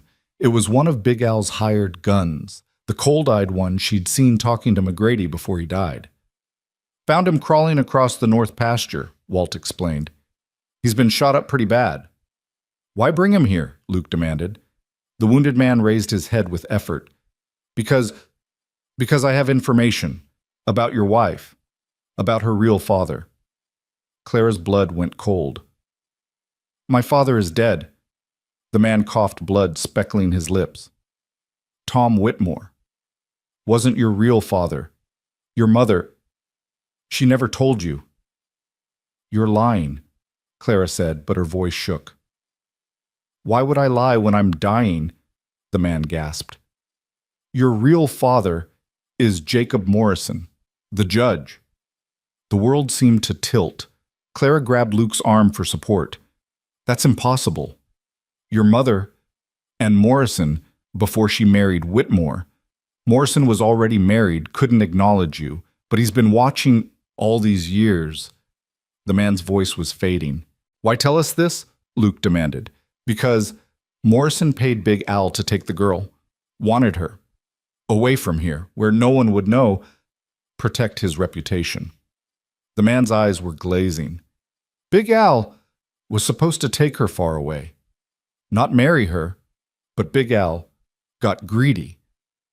With those words, the man died, leaving Clara and Luke staring at each other in shock. It could be lies, Luke said quietly, or it could be the truth, Clara whispered. My mother never talked about her life before marrying my father, and Judge Morrison, he's always been kind to me even when we had nothing. I thought it was charity. We need to be careful how we handle this, Luke warned. If it's true, Morrison has been playing a deep game. Clara's shock was turning to anger. If it's true, he let my stepfather abuse me. He let Big Al try to buy me. He stood there and married us without saying a word about being my father, unless he was trying to protect you in his own twisted way, Luke suggested. Think about it. He performed our marriage without question, made it legal and binding immediately. Maybe that was his way of keeping you safe from Big Al without revealing the truth. Clara didn't know what to think or feel. Her whole life had been built on lies, it seemed. The only truth she could count on was standing beside her Luke, her husband, her anchor in this storm. What do we do? She asked. First, we verify if this is true. Then we decide what to do about it. Luke's face was grim. But Clara, if Morrison really is your father and he conspired with Big Al, then he's responsible for everything that happened, Clara finished. The deaths, the violence, all of it. They spent a sleepless night debating what to do. By morning, they'd decided on a course of action. They would confront Morrison privately, away from the law and the town's prying eyes. They found the judge at his home on the outskirts of Culverson, a modest but well-appointed house that spoke of comfortable means. He answered the door himself, and Clara saw the truth in his eyes, before he even spoke the recognition, the guilt, the fear. Clara, he said quietly, I wondered when this day would come. It's true then, Clara demanded. You're my father. Morrison aged 10 years in that moment. Yes, God help me, yes. Luke's hand was on his gun. You conspired with Big Al McGrady. No, Morrison said quickly. Not the way you think. Please come inside. Let me explain.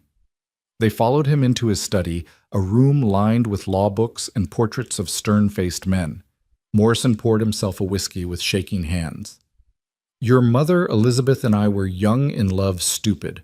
I was already married and arranged match by our families. When Elizabeth discovered she was pregnant, we both knew scandal would destroy us all. Tom Whitmore had been courting her. He was a good man who loved her and agreed to raise you as his own. So you just abandoned us? Claire's voice was bitter. I provided money when I could, tried to watch over you from afar. When Tom died and your mother married Samuel, I tried to intervene, but Elizabeth was proud, wouldn't take my help. Morrison's voice broke.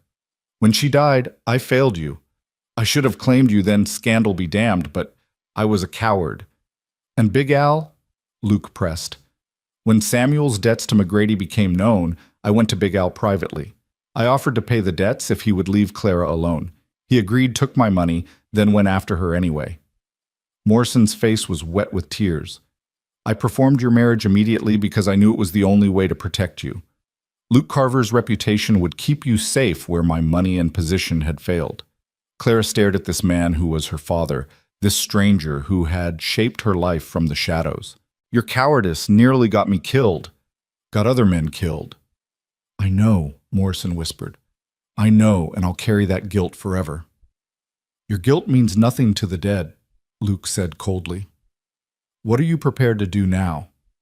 Morrison straightened, finding some spine. Whatever Clara wants. I'll publicly acknowledge her as my daughter if she wishes. I'll resign my judgeship. I'll leave the territory. Whatever she decides. Clara looked at Luke, then back at Morrison. I don't want your name. I'm Clara Carver now, and that's who I'll stay. But you will use your position to help Luke become sheriff when Watson retires. You'll support my school with funding, and you'll ensure that no woman in this territory can be sold into marriage against her will. You'll make that law happen. Morrison nodded eagerly. Yes, all of that. I can do that. And, Clara continued, her voice steel, you'll do it all without ever claiming connection to me. I'm not your daughter. I'm Tom Whitmore's daughter, and I'm Luke Carver's wife. That's all I am or need to be. As they left Morrison's house, Luke took Clara's hand. You handled that with more grace than he deserved. Grace? Clara laughed bitterly. I wanted to shoot him. But you didn't. You chose to build something positive from his guilt. That takes strength. Luke stopped walking, turning to face her. Are you all right? Learning all this? I've learned that family isn't about blood, Clara said firmly. Tom Whitmore raised me, loved me, taught me to be strong. He was my father. And you're my family now. The rest is just history. They walked back through town, and Clara noticed people watching them differently. Word had spread about the fight at the Baxter place about Clara's role in it. Women who had previously ignored her now nodded respectfully. Men touched their hats.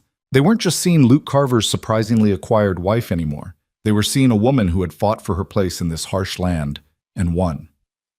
Mrs. Carver, a voice called out. It was Mrs. Patterson, the banker's wife, and the unofficial social leader of Culverson. Might I have a word? Clara and Luke exchanged glances. Mrs. Patterson had been notably cool toward Clara since the marriage, suspicious of the circumstances. Of course, Mrs. Patterson, Clara replied. I've been hearing things, the older woman said, her sharp eyes studying Clara. About you starting a school. Is this true? I'm considering it, yes. Good, Mrs. Patterson said surprisingly. This town needs a school desperately. I have 3 grandchildren growing up ignorant, and it won't do. If you're serious about this, you'll have my support, and my husband's bank will help with funding. Clara was stunned. Thank you, Mrs. Patterson. That's very generous. Nonsense. It's practical. A town without education is doomed to remain a backwater. She paused, then added with a slight smile, besides, any woman who can outshoot Amos Pike's gang deserves respect. Good day, Mrs. Carver. Mr. Carver. As she walked away, Luke chuckled. I think you just got accepted into Culverson society. God help me, Clara muttered, making Luke laugh harder. That evening they received another visitor, Sheriff Watson. He came alone, looking tired and older than his years. Luke, Clara. He greeted them, accepting the whiskey Luke offered. I'll get right to the point.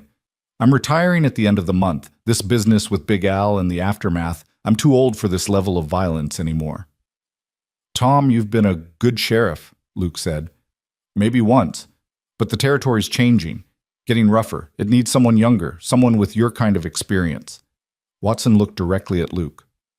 The town council meets tomorrow. They'll be discussing my replacement. Your name has been mentioned. By who? Luke asked. Judge Morrison was quite vocal about it. Mrs. Patterson, too, interestingly enough. And most of the business owners. They remember how you handled Big Al, how you've protected the town's interests over the years. I was a gun for hire, Luke said bluntly. That's not usually sheriff material. You were a man who lived by a code even in that life. Never took a job that would hurt innocent people. Never broke your word. That's exactly sheriff material in my book. Watson stood to leave. Think about it, Luke. This town needs you. And maybe you need it too. After Watson left, Luke stood at the window for a long time, staring out at the darkening sky. Clara could see the conflict in his shoulders, the weight of decision pressing down on him. You want to take it? She said not a question, but a statement of understanding. I never thought I'd wear a badge, Luke replied quietly. Men like me usually end up on the other side of them. Men like you are exactly who should wear them, Clara countered, moving to stand beside him. You know both sides of the law. You understand why men go bad and what it takes to stop them. It would mean living in town most of the time. The ranch would become secondary. Walt can manage the ranch. He's been doing it for years anyway. Clara took his hand.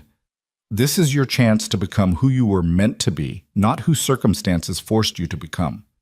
Luke turned to her, his eyes searching hers. When did you become so wise?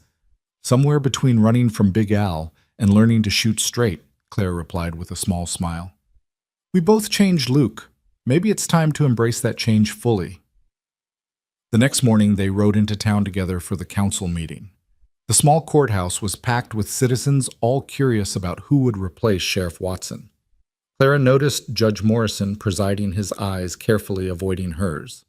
We're here to discuss the appointment of a new sheriff, Morrison announced. Several names have been put forward. We'll hear from each candidate. 3 men stood to make their cases. The first was a former deputy from Tucson, full of credentials, but clearly unfamiliar with Culverson's unique challenges. The second was a local rancher who meant well but had no real law enforcement experience. The third was Luke. I'm not going to stand here and pretend I'm a traditional candidate, Luke began, his voice carrying clearly through the room. Most of you know my past. I've lived by the gun, made my living in violence, but I've also lived by a code. I've never hurt an innocent, never broken my word, and never backed down from protecting those who needed it. What makes you think you can enforce the law when you've spent years outside it? Someone called from the crowd. Because I understand both sides, Luke replied. I know what drives men to desperation, what makes them choose violence. Sometimes that means I can stop trouble before it starts. Sometimes it means I know exactly how dangerous a man is and what it'll take to stop him. What about your wife? Mrs. Patterson asked. She's proven herself capable, but being a sheriff's wife is dangerous. Clara stood up. If I may. At Morrison's nod, she continued, I've already faced danger. I've been shot at, threatened, nearly sold into slavery. I'd rather face those dangers beside a man with a badge and the law behind him than as the wife of a gunfighter, no matter how honorable. She makes a good point, someone murmured, and others nodded agreement. The vote was called. It wasn't unanimous, but it was decisive. Luke Carver would be Culverson's new sheriff. Watson himself pinned the badge on Luke's shirt. Wear it well, son. The town's in good hands. As they walked to the sheriff's office, Luke's office now, Clara felt the shift in how people looked at them. They were respectable now, pillars of the community. It felt strange and wonderful and slightly terrifying. The office was small, but organized with a desk, a gun rack, and 2 cells in the back. Watson spent the afternoon showing Luke the paperwork, the patrol routes, the informal agreements with nearby towns. Your biggest challenge will be the Dixon gang, Watson warned. They've been hitting stages and freight wagons north of here. Haven't come into Culverson yet, but it's only a matter of time. The Dixon gang, Clara asked, looking up from where she was examining the wanted posters on the wall. 4 brothers and maybe a dozen other men, Watson explained, led by Cole Dixon. Mean as a snake and twice as smart. They've killed at least 6 men in their robberies. Luke studied the wanted poster showing Cole Dixon's face, cold eyes, and a scar across his left cheek. What's their pattern? Hit fast, take everything valuable, disappear into the Badlands. They know the territory better than anyone. Watson gathered his personal items from the desk. I've been trying to track them for 2 years. Maybe you'll have better luck. That night, Luke and Clara moved some of their belongings into the small house attached to the sheriff's office. It was modest compared to the ranch house, but Clara threw herself into making it a home, hanging curtains and arranging furniture with Rosa's enthusiastic help. A sheriff and a teacher, Rosa said proudly. Senor Luke and Senora Clara are becoming very important people. We're the same people we were yesterday, Clara protested. No, Senora. Yesterday you were survivors. Today you are builders. There is a difference. Luke's first week as sheriff passed quietly. He handled a few drunk cowboys, settled a dispute over cattle brands, and made his presence known throughout the town. Clara, meanwhile, threw herself into establishing the school. Mrs. Patterson proved as good as her word, rallying the town's women to donate supplies and furniture. The schoolhouse was a single room behind the church, dusty and long unused. Clara spent days cleaning, organizing, and preparing lessons. Word spread and parents began bringing their children to meet the new teacher. Can you really teach them to read? One mother asked hopefully. My Johnny's bright, but we've never had the learning to teach him ourselves. I can and I will, Clara promised. Every child deserves education. She had 17 students enrolled by the end of the week, ranging in age from 6 to 14.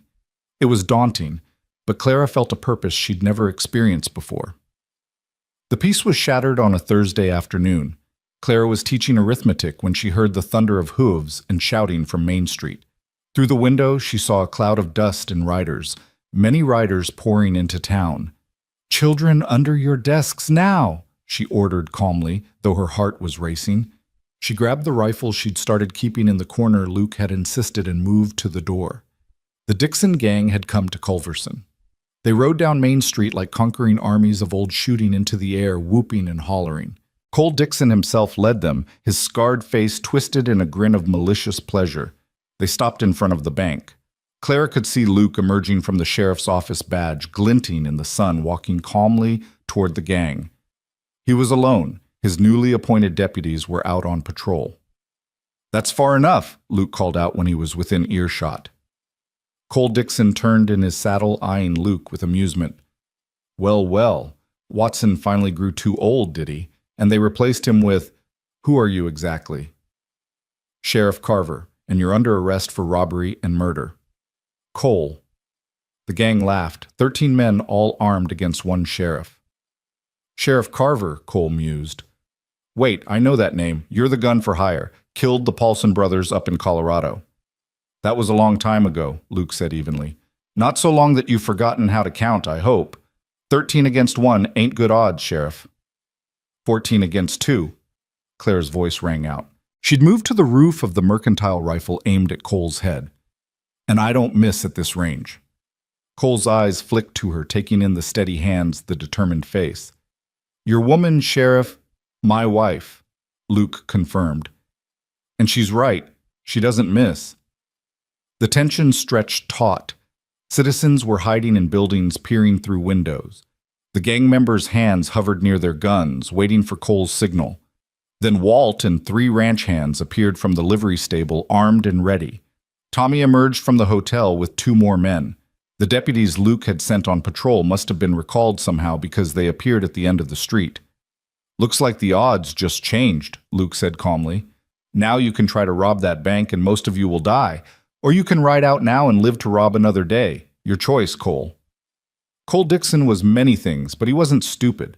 He could count, and the math wasn't in his favor anymore. The sheriff had turned the ambush around on them. "This ain't over, Carver," Cole said. "You can't watch every road protect every shipment." "Maybe not," Luke agreed. "But I can protect this town, and if you come here again, I'll end you." For a long moment, the 2 men stared at each other, measuring, calculating. Then Cole wheeled his horse around. "We're leaving, boys. This town's gone sour." As the gang rode out, Clara climbed down from the roof, her legs shaky with relief. Luke met her at the bottom, pulling her into a quick, fierce embrace. "That was dangerous, he said into her hair. "So was facing them alone," she countered. "I wasn't alone. I knew you were watching." He pulled back to look at her. "You've been practicing with that rifle." "Every morning before school, Walt's been helping me." Clara managed a shaky smile. "I figured a sheriff's wife should know how to provide backup." The townspeople emerged from their hiding places, looking at Luke and Clara with a mixture of awe and gratitude. They'd stood up to the Dixon gang and won without firing a shot. But Luke knew it wasn't over. Cole Dixon wasn't the type to forget a humiliation. The attack came 3 nights later, but not where Luke expected. Instead of hitting the town, the Dixon gang struck the ranch. Luke and Clara were in town when Walt came riding in his horse lathered with sweat. "They hit us hard, boss, Joe," he gasped. "Burned the new barn, scattered the cattle. Rodriguez is dead. They left a message." The message was simple, carved into a wooden plank, "Your move, Sheriff." Luke's face was stone as he read it. Clara could see the old darkness rising in him, the gunfighter pushing against the lawman's restraints. "I'm going after them," Luke said quietly. "We're going after them," Clara corrected. When Luke started to protest, she cut him off. "They attacked our home, Luke, our people. I'm not sitting this out." Luke looked at her, his wife, his partner, his equal, and nodded. "Get the deputies. We ride in an hour." They assembled a posse of 12 riders, including Clara. She'd traded her teacher's dress for pants and a jacket, her father's Colt on her hip, a rifle in her saddle scabbard. The trail was easy to follow. At first, the gang hadn't bothered to hide their tracks, wanting Luke to follow. But as they entered the Badlands, the trail became harder to read. The gang knew this territory intimately. They're leading us into a trap, Walt warned. I know, Luke replied, but sometimes the only way out of a trap is through it. They found the gang's camp at sunset nestled in a box canyon with high walls on three sides. It was a perfect defensive position or a perfect trap, depending on your perspective. They know we're here, Luke said, studying the camp through field glasses. Look at how they're positioned. So what do we do? One of the deputies asked. We give them what they expect, then we give them what they don't. Luke outlined his plan quickly. It was risky, perhaps even foolish, but it was their best chance. As full dark fell, Luke and 6 men approached the canyon entrance, openly calling out a challenge. The gang responded with gunfire, pinning them behind rocks. It was exactly what Cole had expected, a frontal assault by an honorable lawman. What he hadn't expected was Clara and the others climbing the canyon walls in the darkness, moving silent as shadows to positions above the camp. Clara's heart pounded as she pulled herself up the rough stone, trying not to think about the drop below. When they were in position, Walt gave the signal, a coyote call that echoed off the canyon walls. Luke and his group charged forward, drawing the gang's fire. And from above, Clara and the others rained lead down on the exposed outlaws. The battle was fierce but brief. Caught between two forces, the gang's defensive position became a death trap. Clara aimed carefully, deliberately, trying not to think about the fact that she was ending lives. She saw Cole Dixon trying to rally his men, saw him spot her on the cliff above. Their eyes met across the distance, and Cole raised his rifle toward her. 2 shots rang out simultaneously. Cole's bullet whined off the rock near Clara's head, sending chips flying. Clara's bullet took him in the chest, spinning him around and down. With their leader fallen, the remaining gang members threw down their weapons and surrendered. Of the 13 who'd ridden into Culverson's 6 were dead, 4 wounded, 3 captured unharmed. Luke's posse had lost 2 men with 3 wounded. As they secured the prisoners and tended the wounded, Luke found Clara sitting apart, staring at her hands. You saved lives tonight, he said gently, sitting beside her. I took them too, she replied, her voice hollow. I've never, in all the fighting before, I don't think I ever actually killed anyone. Tonight I did. I watched him fall. Luke was quiet for a moment. It doesn't get easier. It shouldn't get easier. But sometimes it's necessary. Cole would have killed you, killed me, killed innocent people. You stopped him. Is this what our life will be? Clara asked. Violence and death and constant danger? Not constant, Luke said, pulling her against him. But yes, sometimes. This is the price of the life we've chosen. The question is it worth it? Clara thought about her students' eager faces learning to read. She thought about the town safe now from the Dixon gang. She thought about the rule of law slowly civilizing the frontier. Yes, she said finally, it's worth it, but I need you to promise me something. Anything. Promise me we won't lose ourselves in this, that we won't become so hard that we forget how to be human. Luke kissed the top of her head. I promise. You keep me human, Clara. You always have from the moment you used my name to save yourself. They returned to Culverson as heroes, but Clara didn't feel heroic. She felt tired, bloodied, forever changed. But when her students ran to greet her, when their parents thanked her for protecting the town, she understood that this was the burden of those who stood between civilization and chaos. Judge Morrison came to see them that evening. The man who was secretly her father looked older, more fragile. I heard about what happened, he said. Claire, Are you all right? I'm fine, she said coolly. The distance between them hadn't decreased despite knowing the truth. I've gotten word from Santa Fe, Morrison continued. The territorial government is impressed with how you handled the Dixon gang. They're sending more resources for law enforcement. And Clara, they've approved funding for the school. Proper funding. Good, Clara said simply. Morrison hesitated, then pulled out an envelope. This came for you, from Samuel's lawyer. Clara tensed. Her stepfather was in prison, but apparently he could still reach out to torment her. She opened the envelope, Luke reading over her shoulder. It was notification that Samuel had died in prison, killed in a fight with another inmate. But more importantly, it contained a confession. On his deathbed, Samuel had admitted to killing Clara's mother, poisoning her slowly to get access to what little money remained from Tom Whitmore's estate. Clara's hands shook. He killed her. He killed Mama. Luke took the letter, reading it fully. He's beyond justice now. Is he? Claire asked bitterly. He died in prison, violent and alone. Maybe that is justice. Morrison cleared his throat. There's more.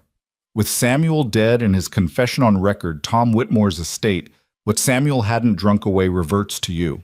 It's not much, but there's some land near the ranch that might be valuable. Clara laughed, harsh and bitter. Blood money. No, Luke said firmly. Your father's legacy finally reaching you. Tom would want you to have it. That night, Clara cried for the first time since the whole ordeal began. She cried for her mother, murdered by a man she'd trusted. She cried for Tom Whitmore, the only father she'd known. She cried for the innocence she'd lost, the blood on her hands, the hard choices that had led her here. Luke held her through it all, not offering empty platitudes, just solid presence and unconditional love. I don't know who I am anymore, Clara whispered into the darkness. I'm not the girl who ran from Red Rock. I'm not the woman who married you for protection. I'm something else now. You're Clara Carver, Luke said simply. Teacher, protector, survivor, my wife. That's all you need to be. As autumn settled over the territory, life found a new rhythm. Luke established himself as a firm but fair sheriff, bringing law to a lawless land. Clara's school grew with children coming from miles around to learn. One evening, as Clara was preparing lessons, Luke came home with news. There's talk of statehood, he said. The territory might become a proper state within a few years.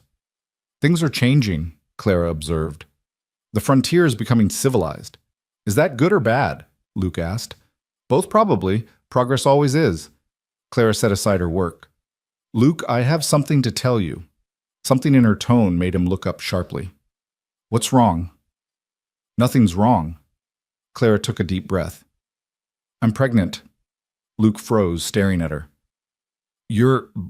We're going to have a baby. Yes. Clara watched his face anxiously.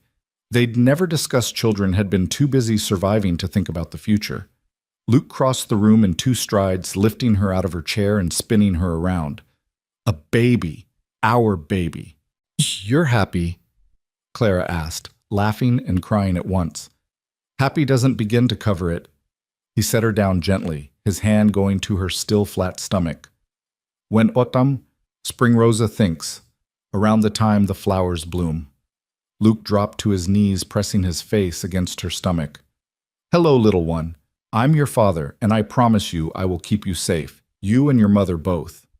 Clara ran her fingers through his hair, feeling a peace she hadn't known was possible. They'd traveled such a hard road to get here from that desperate night when she'd fled Red Rock to this moment of pure joy. A knock at the door interrupted them. Luke answered it to find one of his deputies looking worried. Sheriff, we've got trouble. There's a man at the saloon asking for you, says he's calling you out. Luke's jaw tightened. Who is it? Says his name is Marcus Vale. Says you killed his brother in Denver 5 years ago. Clara saw Luke's face change, the shadows returning. The Vale brothers were murderers. They killed a family of homesteaders, including 2 children. He doesn't seem to care about that, Sheriff. He wants blood for blood. Luke strapped on his gun. I'll handle it. Luke, no, Clara protested. You're a sheriff now, not a gunfighter. Sometimes they're the same thing. He kissed her forehead. Stay here. This won't take long. But Clara had never been one to stay put when Luke was in danger. She followed at a distance, rifle in hand, watching from the shadows as Luke walked down Main Street toward the saloon. Marcus Vale was waiting in the street, a tall man with dead eyes and a tied-down holster, a killer's setup. Luke Carver, Vale called out. You murdered my brother. Your brother murdered children, Luke replied calmly. I stopped him, that's all. I don't care what he did. He was blood. And now I'm going to take yours. Clara positioned herself on a roof again, rifle ready. But this time felt different. This wasn't about protecting the town or stopping criminals. This was about the past reaching out to drag them back. I'm giving you one chance to ride out, Luke said. I don't want to kill you. Then you'll die, Vale said, and went for his gun. The shots were so close together, they sounded like one. Both men drew and fired with inhuman speed. For a heartbeat, both remained standing. Then Vale crumpled a hole in his chest. Luke holstered his gun, turning away. He took 3 steps before his leg gave out blood spreading across his thigh. Luke. Clara was off the roof and running before she even realized she'd moved. She reached him as he fell, catching him, pressing her hand against the wound. "Just a graze," Luke said through gritted teeth, but Clara could see it was more than that. The bullet had gone deep. They got him to the doctor's office, where old Doc Martinez worked to stop the bleeding and extract the bullet. Clara held Luke's hand, trying not to think about losing him just when they'd found happiness. "He'll live," Doc Martinez finally announced, "but he'll limp for a while, maybe always." As Luke recovered, Clara made a decision. She found Marcus Vale's body at the undertaker's and paid for his burial. At the simple service, she was the only mourner. "Why?" Luke asked when she told him.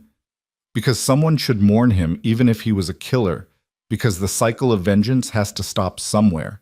Because our child deserves to grow up in a world where violence isn't the only answer." Luke pulled her close. "How did I get so lucky to find you?" "You didn't find me," Clara reminded him. "I found you. Or rather, I stole your name and made you find me."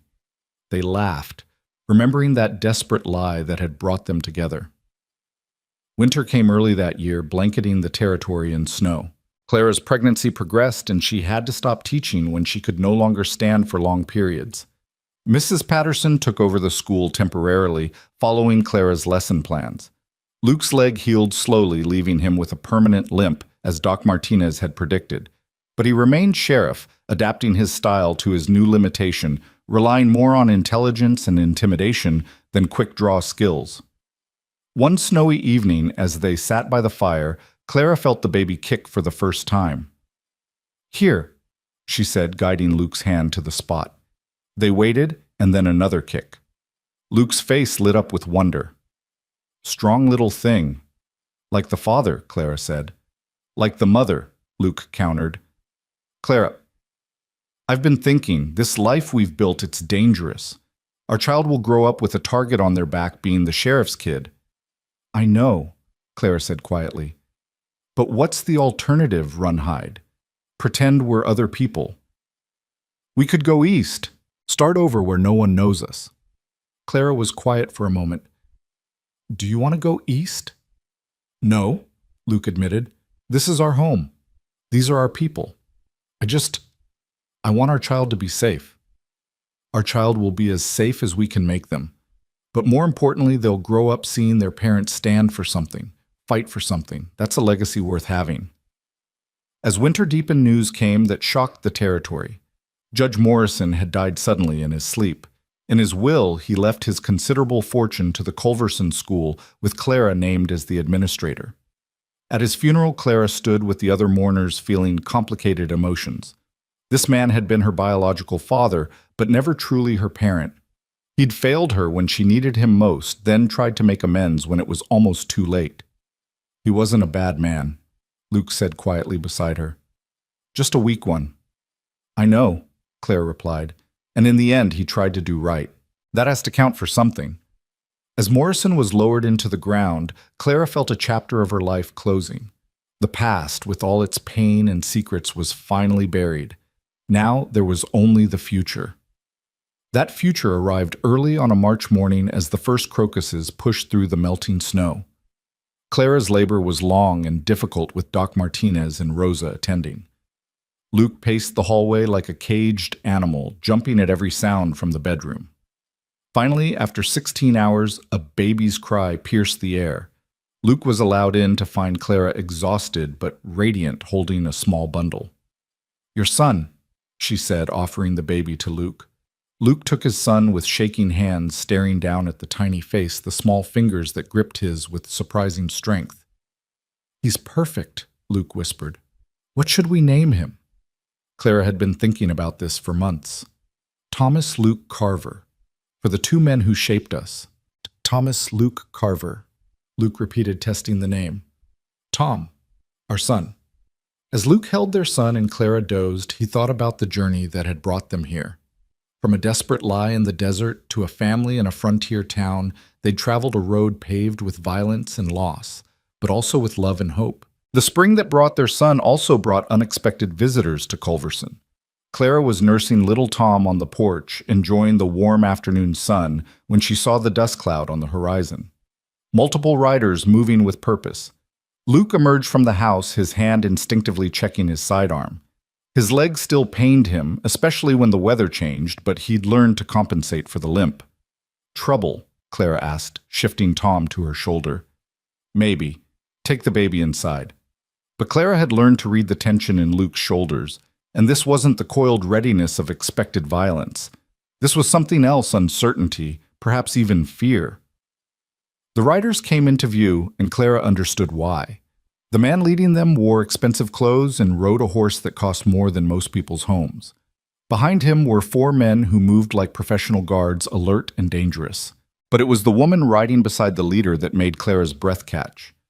She was beautiful in that refined Eastern way, with pale skin that had never known desert sun and a traveling dress that belonged in Boston, not Culverson. "Luke Carver," the leader called out as they stopped in front of the house. "It's been a long time." "Harrison Grant," Luke replied, his voice carefully neutral. 8 years, if memory serves." "Your memory always was excellent," Grant dismounted with practiced ease. "May we speak privately?" "Whatever you have to say, you can say in front of my wife," Luke said firmly. Grant's eyes flicked to Clara, taking in the baby, the simple dress, the calluses on her hands from years of hard work. His expression was unreadable, but the woman beside him looked at Clara with barely concealed disdain. "Very well," Grant said. "I have a proposition for you, a job that requires your particular skills." "I'm not for hire anymore," Luke said. "I'm the sheriff here." "Sheriff?" Grant repeated, and there was something mocking in his tone. "How quaint. And yet I think you'll want to hear what I have to offer." The woman dismounted, then moving with practiced grace. Up close, Clara could see she was perhaps 25, with corn silk hair and eyes the color of winter sky.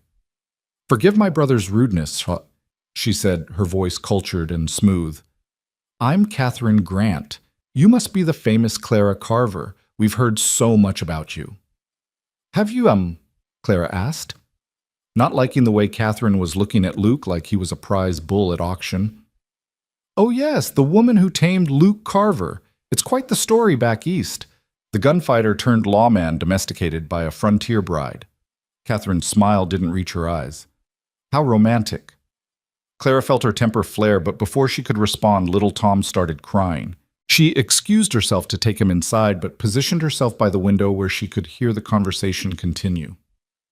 "I need someone tracked down," Harrison Grant was saying. "Someone who wronged my family. The law can't help, he's beyond their reach. But you could find him." "I told you I'm not—" $50,000, Grant interrupted. "Cash. Enough to set your family up for life. Your wife wouldn't have to worry about you being shot by some revenge-seeking gunman. Your son could go to college back east, have opportunities you never did." Clara saw Luke's jaw tighten. 50,000 was more money than they'd see in a lifetime. It would mean security, comfort, a future without constant danger. "Who's the target?" Luke asked quietly. "A man named William Creed. He seduced my sister, convinced her to steal from our family business, then abandoned her. She took her own life when she discovered he'd used her." Catherine Grant had moved closer to Luke during this explanation, close enough that Clara could see her place a hand on his arm. "Please, Mr. Carver. Luke, you're the only one who can help us." Luke stepped back, breaking the contact. "I need to think about it and discuss it with my wife." "Of course," Harrison said smoothly. "We'll be staying at the hotel. You have until tomorrow night to decide." As the Grants and their entourage rode away, Clara came back outside. Tom settled in his cradle. $50,000, she said quietly. "I'm not taking it," Luke said immediately. "Why not?" "It would secure Tom's future." Luke turned to her in surprise. "You want me to go back to that life?" "I want us to be safe. I want Tom to have choices we never had." Clara sighed. "But I also don't trust them. Did you see how that woman looked at you?" "Catherine. She was just—" "She wants you," Clara said bluntly. "Maybe the brother's story is true, maybe not. But she definitely has her own agenda. Luke pulled Clara close. Even if that's true, it doesn't matter. You're my wife. You and Tom are my life now. I know, Clara said into his chest, but $50,000. That evening after Tom was asleep, they sat at the kitchen table discussing the offer. Luke had made inquiries about William Creed. The man was real a con artist and thief who'd left a trail of victims across the territories. Maybe this is a chance to do one last bit of good, Luke mused. Bring a criminal to justice and secure our son's future in one action. How long would you be gone? Clara asked. Creed was last seen in Mexico. Could be weeks, maybe months to track him down. Months. Clara repeated the word like it was poison. Months of not knowing if you're alive or dead. Months of raising Tom alone running the school, wondering if every rider on the horizon is bringing news of your death. Clara. No, Luke. We've built something here. We have a life, a good life. Yes, it's dangerous sometimes, but it's ours. Don't let their money tempt you back into darkness. Luke was quiet for a long time. Then, you're right. Tomorrow I'll tell them no. But tomorrow brought complications.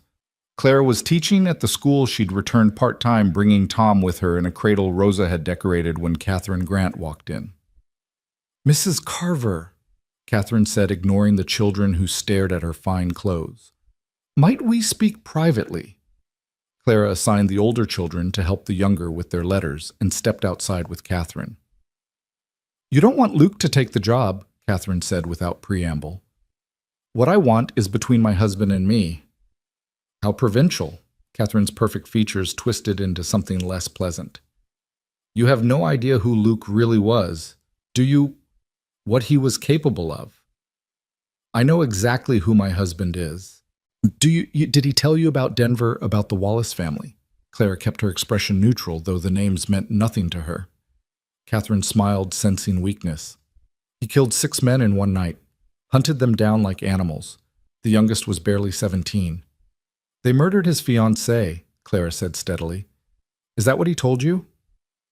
How romantic. The truth is more complicated. Margaret, that was her name, wasn't it? She wasn't the innocent he's made her out to be. She was involved with those men before she met Luke. When she tried to leave that life behind, they came for her. Her death was as much her fault as theirs. Clara felt rage building in her chest. You're lying. Ask him about the money she stole from them. Ask him about the deals she made before she decided to play respectable. Catherine stepped closer. Luke Carver is a killer, Mrs. Carver. He can dress it up with badges and good intentions, but violence is in his blood. One day that violence will touch you and your son. Unless what? Unless you convince him to take this job. He leaves for a few months, earns enough money to set you up for life, and maybe doesn't come back. You'd be a wealthy widow, free to start over anywhere. Clara slapped her. The sound echoed across the schoolyard, making the children peek through the windows. Catherine touched her reddening cheek, her eyes flashing with anger. You'll regret that, Catherine said coldly. The only thing I regret is not hitting you harder, Clara replied. Get out of my school, get out of our town, and stay away from my husband. Catherine left, but Clara knew this wasn't over. That evening, she told Luke about the encounter. He said those things about Margaret. Luke's voice was dangerously quiet. Is any of it true? Luke was silent for a long moment. Margaret, she had a past. We both did. Yes, she'd been involved with bad people before we met. Yes, she took money from them when she left. Money she felt they owed her for what they'd put her through. But she was trying to change to be better, just like I was. Why didn't you tell me? Because it didn't matter. Margaret's past didn't define her any more than mine defines me, or yours defines you.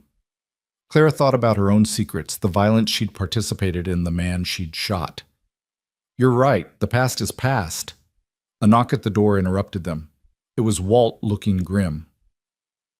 Boss, we've got a problem. That fancy fellow Grant, he's been spreading money around town, asking questions about you. About things you did before you became sheriff. What kind of things, ho? Luke asked. The kind that could make folks question whether you should be wearing that badge. He's also been suggesting that maybe the town needs a sheriff who isn't compromised. Luke's face darkened. He's trying to force my hand. There's more, Walt continued reluctantly. He's got legal papers. Says William Creed killed his father, not just ruined his sister. Says it's a matter of family honor now. And if you won't help, he'll hire someone without your scruples. Let him, Clara said.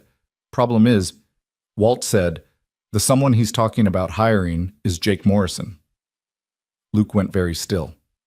Jake Morrison was a killer without conscience, someone who enjoyed the violence. If he went after Creed, innocent people would die in the crossfire. I can't let Morrison take this job, Luke said quietly. You can't stop him from hiring whoever he wants, Clara pointed out. No, but I can find Creed first. Luke, no. Clara, if Morrison goes after Creed, he'll burn through anyone in his way. Women, children doesn't matter to him. At least if I go, I can minimize the collateral damage. Clara wanted to argue, but she knew Luke was right. This was no longer about money, it was about preventing a massacre. Then I'm coming with you, she said. Clara, you can't. Tom needs you. Tom needs both his parents, and you need someone watching your back, especially with the Grants involved. Clara's tone brooked no argument. Rosa can care for Tom for a few weeks. The school can manage without me, but you're not facing this alone. Luke started to protest, then stopped. He knew that look in Clara's eyes. She'd made up her mind and nothing would change it. Walt, Luke said finally, you're acting sheriff while we're gone. Can you handle it? Been handling your messes for years, boss. Few more weeks won't kill me. They spent the next day preparing. Clara arranged for the school's management, ensured Rosa had everything she needed for Tom, and tried not to think about the danger they were heading into. Luke gathered information on Creed's last known whereabouts and planned their route. Harrison Grant was smugly satisfied when they told him they'd take the job. I knew you'd see reason, he said, handing over a leather pouch. 5,000, now the rest, when you bring back proof of Creed's disposition. You mean when we bring him back for trial, Luke corrected. Grant's smile was cold. Of course, trial. How civilized. Catherine was there too, her eyes never leaving Luke. I'm coming with you, she announced. No, Luke said flatly. It's not your decision. My brother is paying for this expedition. I go where he sends me. Her smile was predatory. Besides, someone needs to ensure you complete the job. Clara saw Luke about to refuse again and placed a hand on his arm. Let her come, she said sweetly. I'm sure Miss Grant is quite capable of handling the rigors of the trail. Catherine's eyes narrowed, sensing a challenge. I've traveled extensively, Mrs. Carver. I'm not some delicate flower. Good, Clara said. Because where we're going, delicate flowers die. They left at dawn 2 days later, Luke, Clara, Catherine, and 4 of Grant's guards. Tom was too young to understand what was happening, but Clara's heart broke as she kissed him goodbye. We'll be back before you know it, little one, she whispered. The first days on the trail were tense. Catherine had indeed traveled, but traveling in comfort was different from riding hard across rough country. By the 3rd day, her fine clothes were dusty, her perfect hair disheveled, and her complaints constant. How do you stand she asked Clara during a rest stop. The dirt, the discomfort, the constant threat of danger. You adapt, Clara said simply. Or you die. Catherine shuddered. And you chose this life. I chose Luke, Clara corrected. The life came with him, but even the hardest life is bearable with the right person beside you. That night they made camp near a small creek. Clara was tending the horses when she overheard Catherine talking to Luke by the fire. She's not what I expected, Catherine was saying. Your wife. What did you expect? Luke asked, his tone carefully neutral. Someone more refined, I suppose. You were always drawn to elegance before. Margaret was quite the lady from what I heard. Clara's hand stilled on the horse's bridle. How did Catherine know so much about Margaret? Clara is worth 10 of any lady I've known, Luke said firmly. Is she seems rather common. Pretty enough, I suppose, in a sun-damaged frontier way, but surely you miss the sophistication of your former life. The only thing I miss when I'm away from Clara is Clara, Luke said, standing. If you'll excuse me, I need to check the perimeter. Clara moved away before he could find her eavesdropping, but the conversation troubled her. Catherine knew too much, was too interested in Luke's past. On the 5th day, they reached the border town of Piedras Negras. It was a rough place full of men running from something and women who'd given up running, the kind of place where William Creed might hide. They took rooms at the least disreputable hotel they could find. Clara and Luke in one room, Catherine in another, the guards splitting 2 more. As they settled in, Luke pulled Clara aside. "I need to go make inquiries. Stay here, keep your gun close." "I should come with you." "Someone needs to watch Catherine. I don't trust her." Neither did Clara, but she nodded. After Luke left, she sat by the window watching the street below and thinking about Tom. Was he crying for her? Did he miss her presence, her voice? A knock at the door interrupted her thoughts. It was Catherine, looking uncharacteristically nervous. "May I come in?" Clara let her enter, hand near her gun. Catherine moved to the window, looking out at the dusty street. "I owe you an apology," Catherine said suddenly. "I've been horrible to you." "Yes, you have." "Why?" Catherine turned, and Clara was surprised to see tears in her eyes. "Because I'm in love with Luke. Have been since I met him years ago in St. Louis. He was there for a job. I was visiting friends. We spent one evening together, just talking, nothing improper, and I've never forgotten him." Clara felt a cold knot in her stomach. "And now I see how he looks at you, and I know I never had a chance. The way he speaks your name, the way his eyes search for you in a room, Margaret never brought that out in him." "You knew Margaret?" Catherine nodded. "We met once briefly. She was beautiful, cultured, everything a man like Luke should want. But there was something cold in her calculating. She loved Luke, I think, but she loved what he could give her: more protection, respectability. A new life." "Why are you telling me this?" "Because you're different. You actually see him, don't you? Not the gunfighter, not the sheriff, but the man underneath." "I see all of him," Clara said quietly. "The good and the bad, the light and the dark. And I love all of him." Catherine wiped her eyes. "Then you're luckier than you know. And I'm a fool for trying to come between you." Before Clara could respond, they heard gunshots from the street below. Clara was at the window in an instant, Catherine beside her. Luke was in the street facing 3 men. One was already down, the other 2 spreading out to flank him. Without thinking, Clara grabbed her rifle and threw open the window. She fired, dropping the man on Luke's left. Luke's gun spoke, and the man on the right fell. It was over in seconds. Luke looked up at the window, touching his hat brim in thanks. Then Clara saw his expression change to alarm. "Behind you!" he shouted. Clara spun to find one of Grant's guards in the doorway, gun raised not at her, but at Catherine. "Sorry, Miss Grant," the man said. "Your brother's orders." Clara moved without thinking, shoving Catherine aside as the gun fired. Pain exploded through her shoulder, spinning her around and down. She heard Catherine scream, heard another gunshot. Then Luke was there, pulling her into his arms. "Clara, God, Clara, stay with me!" She tried to speak, but darkness was creeping in from the edges of her vision. The last thing she heard was Luke's voice, desperate and afraid, calling her name. Clara woke to pain and the smell of carbolic acid. She was in a bed. Her shoulder heavily bandaged, weak sunlight streaming through a window. Luke was beside her, holding her hand, looking haggard. "Luke?" Her voice was barely a whisper. His eyes snapped to hers, relief flooding his features. "Clara." "Thank God. You've been unconscious for 2 days." "Catherine." "She's fine. You saved her life." Luke's voice broke. "You almost died saving her." "The guard." "Dead. I killed him." Luke's face was grim. "Turns out Harrison Grant never had a sister. The whole thing was a setup. Catherine was bait to lure me out here. Grant is actually working for the Creed family. They wanted me dead because I'd interfered with their operations before." Clara tried to process this. "So William Creed is Harrison Grant. Different name, same man. He's been playing a long game trying to eliminate people who could testify against him for his past crimes." "Where is he now?" "Gone. Disappeared while I was trying to save you." Luke squeezed her hand. "I don't care. Let him run. All that matters is you're alive." The door opened and Catherine entered carrying a tray. She looked different, her fancy dress replaced with simple clothes. her elaborate hairstyle now a simple braid. "You're awake," she said, setting down the tray. "Good. I've been wanting to thank you."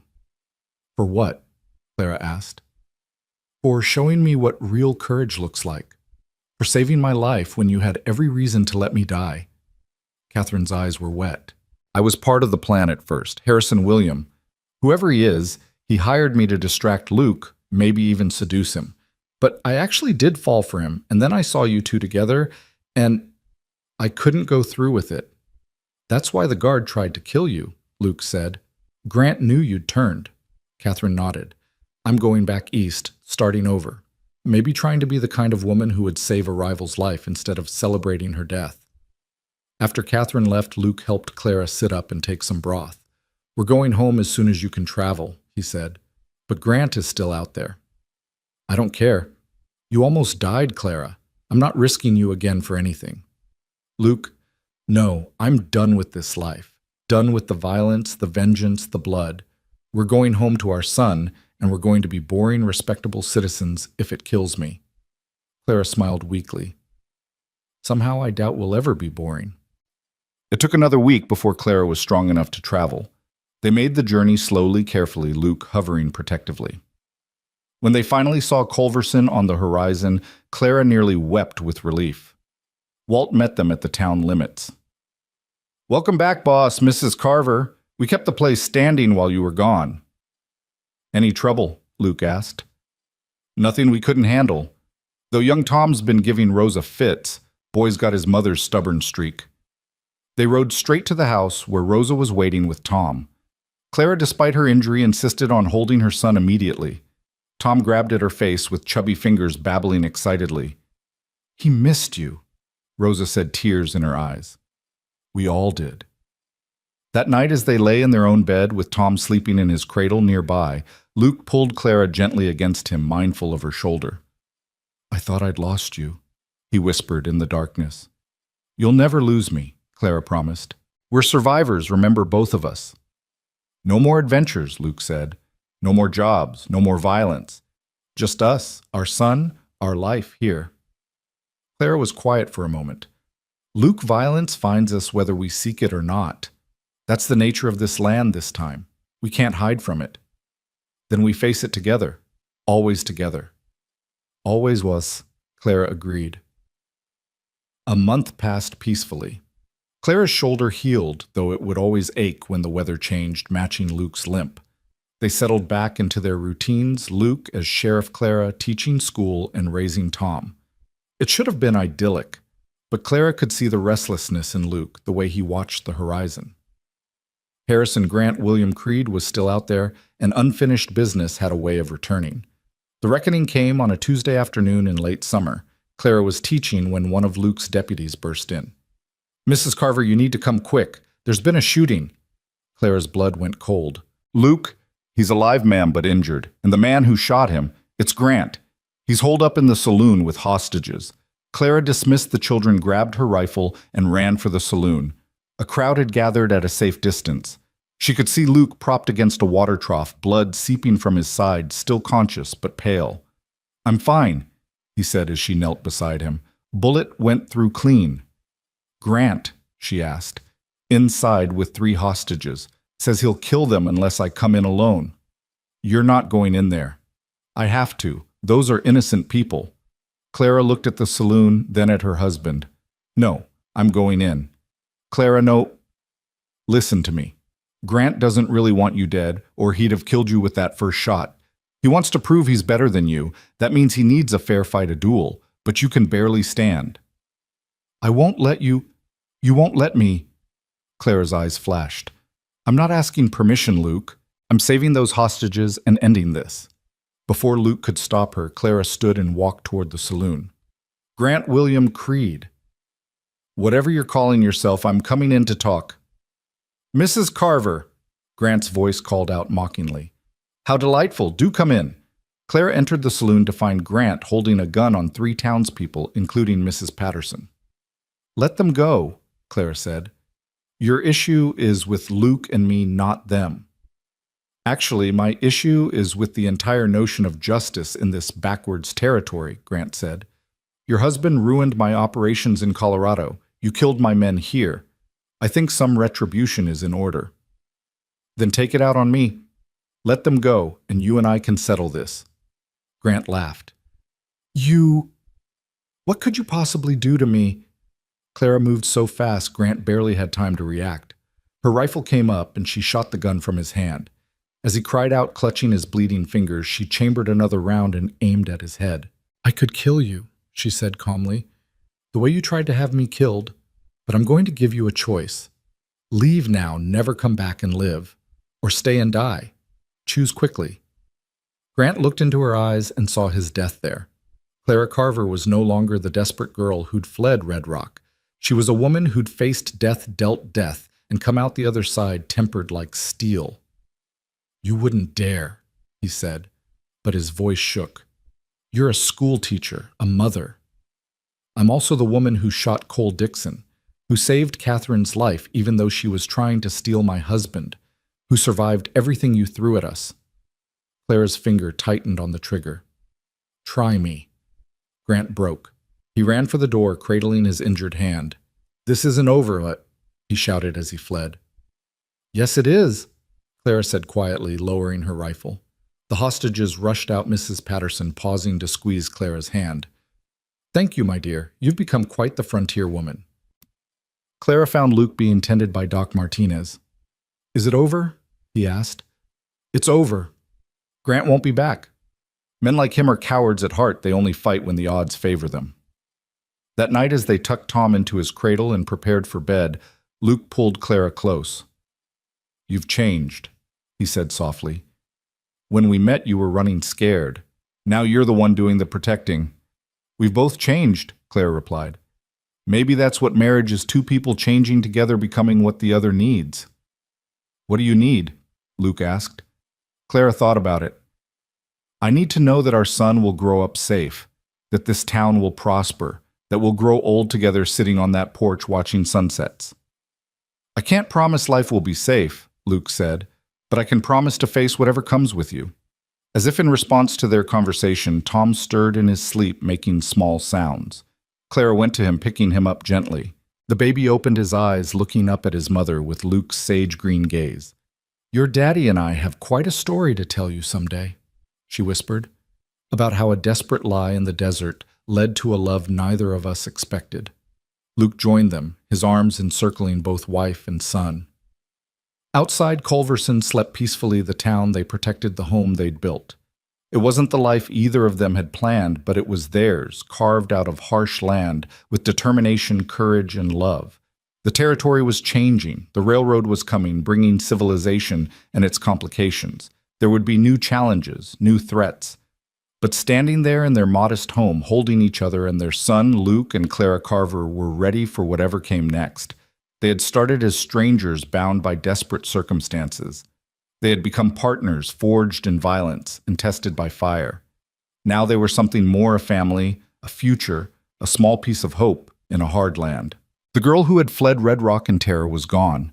The gunfighter who had sought redemption through isolation was gone.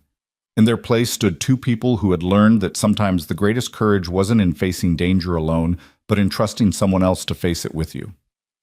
As Claire returned Tom to his cradle and joined Luke in their bed, she thought about the journey that had brought them here. Every choice, every danger, every moment of fear and triumph had led to this, a quiet night in a frontier town, safe in the arms of a man she'd chosen and who had chosen her in return. "I love you, Luke Carver," she whispered in the darkness. "And I love you, Clara Carver," he replied. "Thank you for stealing my name that day." Clara smiled against his chest. "Best crime I ever committed." Outside, a coyote howled at the moon, that wild sound that reminded them both of the desert where their story began. But they weren't those desperate people anymore. They were home.